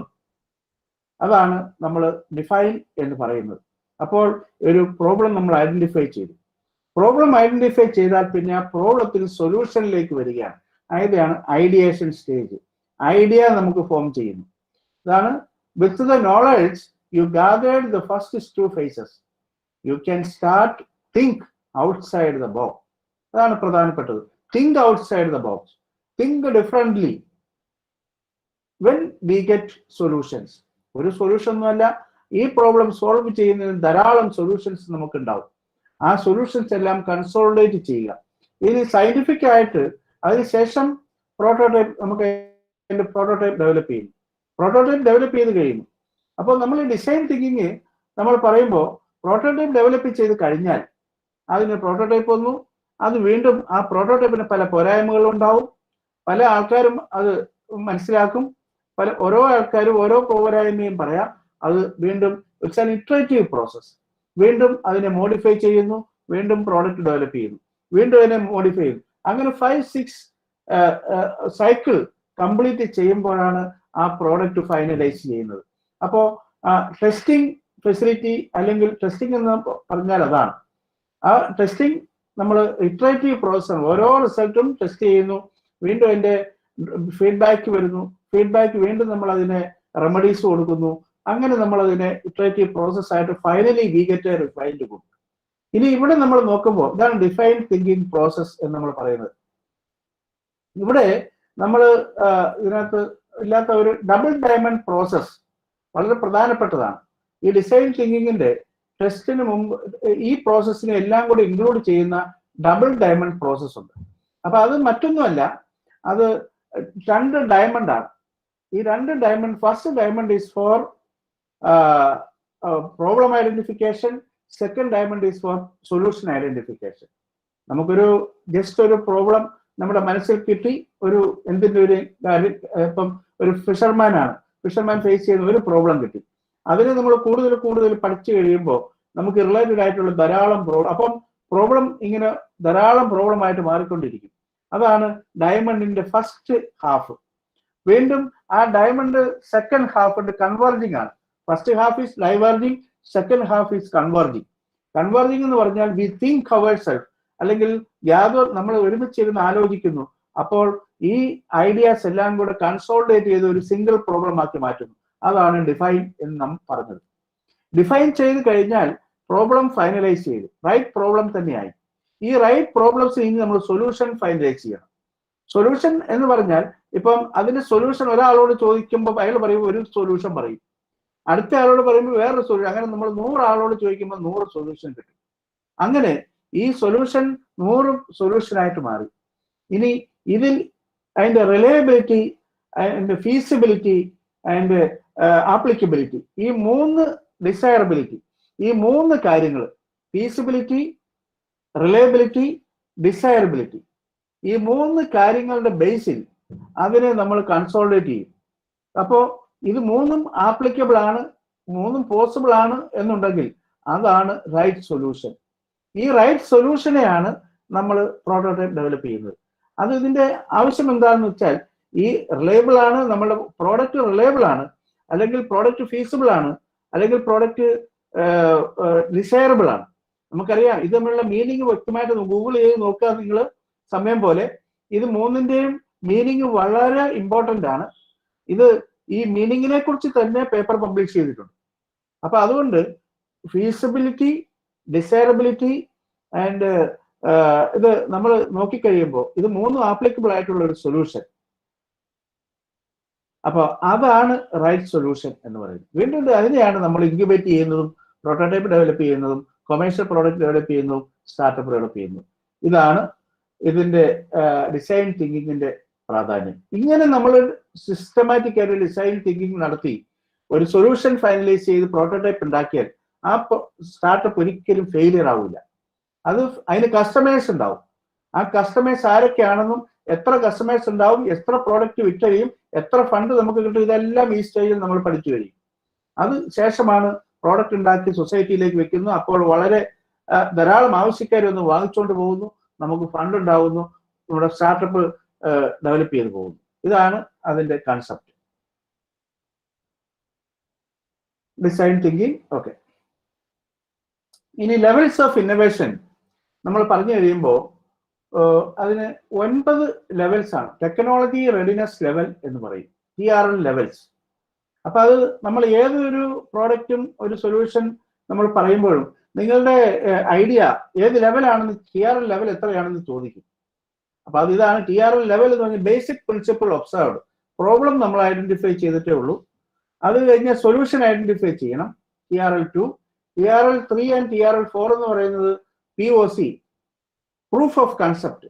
നമ്മുടെ കൺസെപ്റ്റ് എന്താണോ അതിന് പ്രൂഫ്, ഒരു ഫസ്റ്റ് പ്രോട്ടോടൈപ്പ് ഉണ്ടാക്കി കാണിക്കുക. ഇതാണ് TRL 3 ആൻഡ് 4. 5, 6 എന്ന് പറയുമ്പോൾ നമ്മൾ ഇൻക്യുബേറ്റ് ചെയ്യുന്നു, പ്രോട്ടോടൈപ്പിന് ഡെവലപ്പ് ചെയ്യുന്നു, ഫൈനൽ പ്രോട്ടോടൈപ്പിലേക്ക് മാറ്റുന്നു. ഫൈനൽ പ്രോട്ടോടൈപ്പ് ആയിക്കഴിഞ്ഞാൽ അത് വീണ്ടും ഒരു ഇറ്ററേറ്റീവ് പ്രോസസ് വഴി അത് വീണ്ടും ഒരു പ്രോഡക്റ്റ് ഫൈനലൈസ് ചെയ്യുന്നു. ഈ പ്രോഡക്റ്റ് ആണ് നമ്മൾ ഒരു സ്റ്റാർട്ടപ്പ് രജിസ്റ്റർ ചെയ്താനും ഉപയോഗിക്കുന്നത്. വീണ്ടും ഈ പ്രോഡക്റ്റിനെ, ഈ ഫൈനൽ പ്രോട്ടോടൈപ്പിനെ കൊമേഴ്ഷ്യൽ പ്രോട്ടോടൈപ്പ് കൺവേർട്ട് ചെയ്യും. എന്തിനാ? സെയിൽ ചെയ്യാനായിട്ട്. അപ്പൊ അങ്ങനെ സെയിൽ ചെയ്ത് കഴിയുമ്പോൾ ആണ് ഫൈനൽ പ്രോട്ടോടൈപ്പ് ഡെവലപ്പ് ചെയ്യുന്നത്. ആ ഫൈനൽ പ്രോട്ടോടൈപ്പ് എന്ന് പറയുന്നത്, അല്ലെങ്കിൽ കൊമേഴ്ഷ്യൽ പ്രോട്ടോടൈപ്പ് എന്ന് പറയുന്നത്, ദാറ്റ് ഈസ് അട്രാക്റ്റീവ്. അത് അട്രാക്റ്റീവ് ആയിരിക്കും, അതിന് നല്ല ആര് കണ്ടാലും വാങ്ങിക്കാൻ തോന്നും. പർപ്പസ് ഒക്കെ സെയിം തന്നെയാണ്. ഫൈനൽ പ്രോട്ടോടൈപ്പും കൊമേഴ്ഷ്യൽ പ്രോട്ടോടൈപ്പും പർപ്പസ് സെയിം തന്നെയായിരിക്കും. പക്ഷെ ഇത് കണ്ടു കഴിഞ്ഞാൽ ഫൈനൽ പ്രോട്ടോടൈപ്പ് ആയിരിക്കും നമ്മൾ വാങ്ങുക. കാരണം അത്രയ്ക്കുള്ള ഒരു ഷേപ്പിൽ അട്രാക്റ്റീവ്നെസ് അങ്ങനെയാണ്. അതൊരു ബിസിനസ് ട്രിക്കാണ്. അപ്പൊ അങ്ങനെ ഡെവലപ്പ് ചെയ്യുന്ന പ്രോട്ടോടൈപ്പ് അതാണ് കൊമേഴ്ഷ്യൽ പ്രോട്ടോടൈപ്പ്. അതാണ് നമ്മൾ സെയിൽ ചെയ്യാൻ പോകുന്നത്. അപ്പോൾ അതാണ് TRL ലെവൽ എന്ന് പറഞ്ഞാൽ അതാണ്. അപ്പൊ ആ ലെവലിൽ വരെ എത്തിക്കഴിഞ്ഞാൽ നമ്മളുടെ സ്റ്റാർട്ടപ്പ് കംപ്ലീറ്റ് ആയി. അപ്പൊ ഇതാണ് നമ്മുടെ ഡിഫറെന്റ് ലെവൽസ് ഓഫ് സ്റ്റാർട്ടപ്പ്.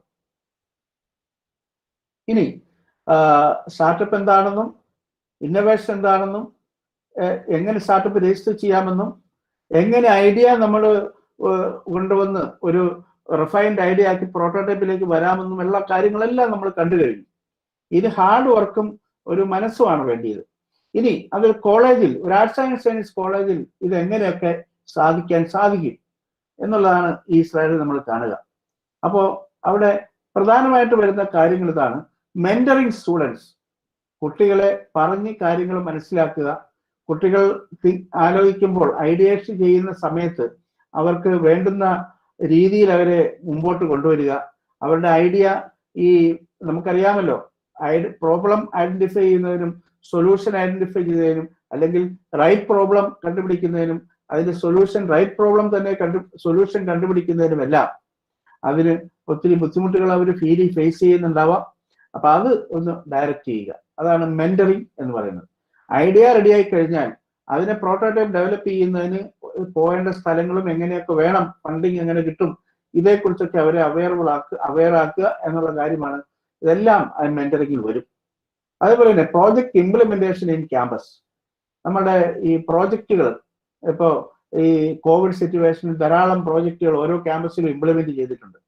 അപ്പോൾ അങ്ങനെയുള്ള പ്രോജക്റ്റുകൾ കുട്ടികളുടെ കൂടി കോളേജ് ക്യാമ്പസിൽ സ്ഥാപിക്കുക, അത് വളരെ പ്രധാനപ്പെട്ട ഒരു വർക്കാണത്. അതുപോലെ തന്നെ endowments for innovative students, innovative ആയിട്ട് നിൽക്കുന്ന കുട്ടികൾക്ക് എൻഡോവ്മെന്റ് ഏർപ്പെടുത്തുക. അതായത് ഓരോ വർഷവും നല്ല ഇന്നോവേറ്റീവ്സ് കൊണ്ടുവന്ന കുട്ടികൾക്ക് ഒരു പ്രൈസോ അല്ലെങ്കിൽ അങ്ങനെ എന്തെങ്കിലും ഒരു ഇൻസെന്റീവ് അവർക്ക് കൊടുക്കത്തക്ക ഒരു സംവിധാനം, അവരെ മോട്ടിവേറ്റ് ചെയ്യാൻ പറ്റുന്ന രീതിയിൽ ക്യാമ്പസിൽ സംവിധാനം ചെയ്യുക. അതുപോലെ തന്നെ ബെസ്റ്റ് ഇന്നോവേഷൻ അവാർഡ് കുട്ടികൾക്ക് കൊടുക്കുക, ബെസ്റ്റ് പ്രോജക്റ്റ് അവാർഡ് കുട്ടികൾക്ക് കൊടുക്കുക. അത് ഇന്റർ കോളേജിയേറ്റോ അല്ലെങ്കിൽ ക്യാമ്പസിൽ തന്നെയോ ആവാം. അപ്പൊ അതിനെ പ്രോത്സാഹിപ്പിക്കുന്ന തരത്തിലുള്ള ഒരു വർക്ക് അവിടെ ഉണ്ടാക്കുക. Then open incubation lab facility. നമ്മൾ മിക്ക കോളേജിൽ ലാബുകളുണ്ട്, കുറേയൊക്കെ വർക്കുകൾ അവിടെ നടക്കും. ഇതില്ലാത്ത സ്ഥലങ്ങളിൽ ഇൻക്യുബേഷൻ തരുന്നതിനും ഫണ്ടിങ്ങിനുള്ള ധാരാളം ഏജൻസികളുണ്ട്. അവരെ കോൺടാക്ട് ചെയ്തിട്ട് അത് ക്യാമ്പസിലേക്ക് എത്തിക്കുക, ആ ക്യാമ്പസിൽ കുട്ടികൾക്ക് സൗകര്യങ്ങൾ കൊടുക്കുക. അതാണ് മറ്റൊന്ന്. Then mentoring students four regional level and national level idea presentation. ഇപ്പോൾ നമുക്കറിയാം ധാരാളം എല്ലാ കോളേജിലും ഇൻസ്റ്റിറ്റ്യൂട്ട് ഗവൺമെന്റിലും എല്ലാം ഒത്തിരി സ്ഥാപനങ്ങളിൽ ഐഡിയ കോമ്പറ്റീഷൻ ഉണ്ട്. അവിടെ നമുക്കൊരു ഐഡിയ മാത്രം മതി. നല്ലൊരു ഐഡിയ ആണെങ്കിൽ അത് പ്രസന്റ് ചെയ്താൽ നമ്മൾക്ക് നല്ലൊരു ഫണ്ടിങ് തന്നെ അതിന് കിട്ടും. അതിനുള്ള അവസരങ്ങൾ ഇപ്പോൾ വളരെ കൂടുതലാണ്. അപ്പൊ അതുകൊണ്ട് ഐഡിയ ഉണ്ടാക്കുക, ഐഡിയ പ്രസന്റ് ചെയ്യിപ്പിക്കുക. ദെൻ കണ്ടക്ട് സ്റ്റഡി ടൂർ അല്ലെങ്കിൽ നമ്മുടെ കമ്പനി വിസിറ്റ് അല്ലെങ്കിൽ അതൊക്കെ പറയുന്നത്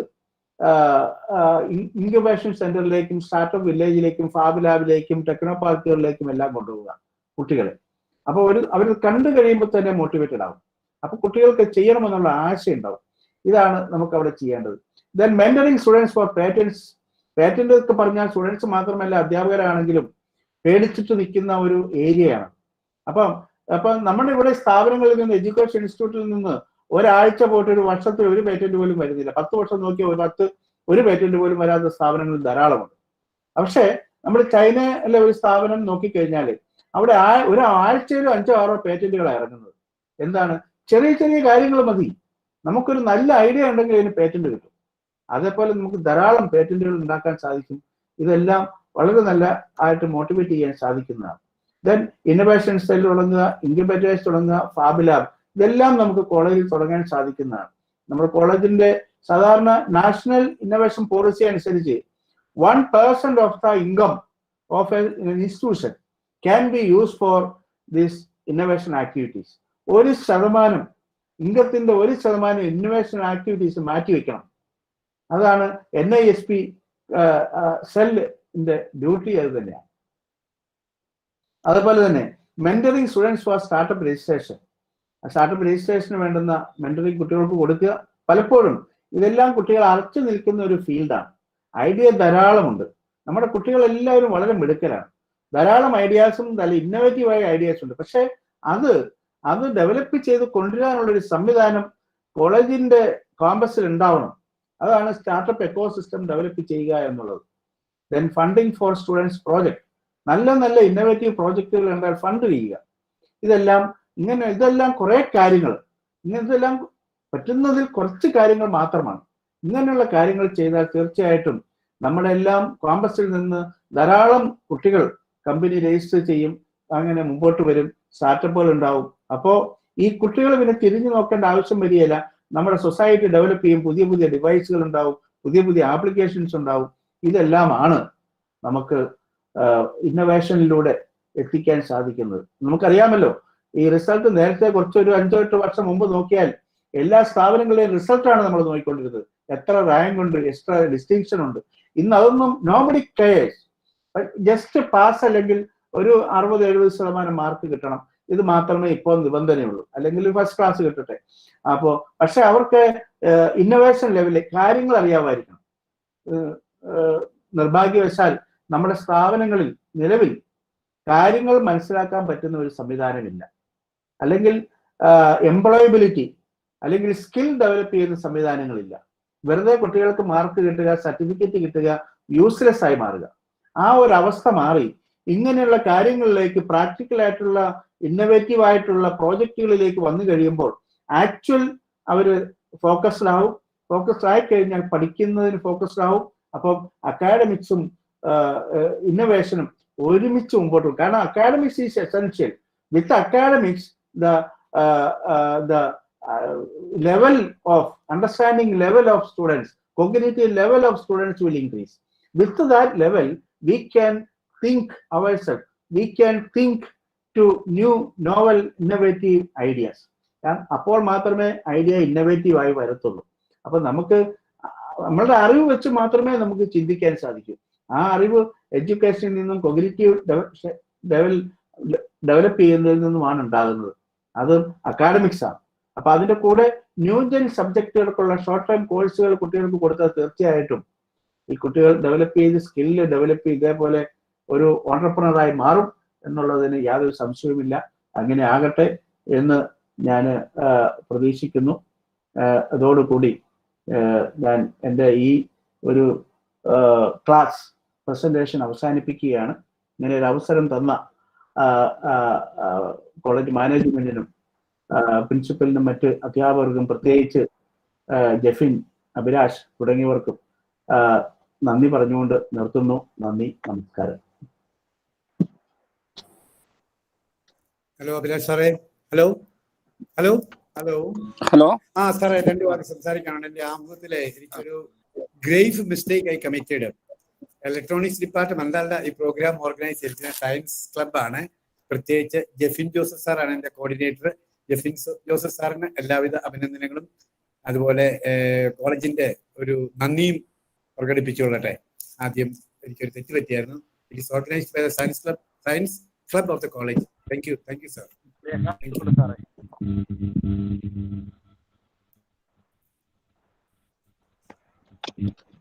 Thank you so much, sir, for your wonderful words. It was really a pleasure having you with us, and we are looking forward for your presence and blessings in the future too. So now, dear students, for your information, the form for your e-certificate will be given in the chat box for all those who are attending it via Google Meet, and for everyone who is from YouTube, the link will be given in the comment box.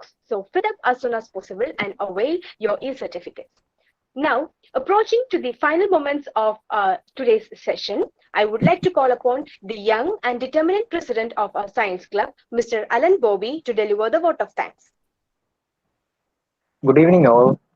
On behalf of Science Club, I take this opportunity to propose vote of thanks to those who have directly and indirectly contributed to this webinar on innovation and startup in arts and science colleges organized by Science Club of Maragasinos College, Ramuviram. At the outset, I thank our chief guest and resource person, Dr. Benny Joseph. We are really enlightened with your knowledge and presence. Today's webinar was full of knowledge and interesting things. It gave deep insight into the topic and also revealed some interesting facts. The point where Dr. Benny Joseph told us about the importance of innovation and startup mission was really informative. Thank you, sir, for such an informative section. I would like to thank our principal, Dr. Joy Jacob, for his enthusiastic support. A special thanks to staff coordinators for their unflinching support and coordination. I want to thank the student coordinators who worked really hard to make this event successful. Also, thank you to all the students present here for your active participation. Once again, thank you all. Thank you so much, Alan. So let's call it a day. I would once again like to use my opportunity to thank each one of you for your valuable presence. Additionally, I would like to thank our chief guest, Dr. Benny Joseph Tulisheril, for sparkling up our event. I would also like to thank the entire team of Science Club for organizing this event successfully. I wish all of you every happiness, prosperity, and peace. Thank you and have a nice day. Thank you. Thank you.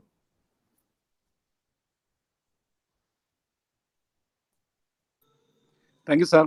Thank you. Thank you, sir. Thank you.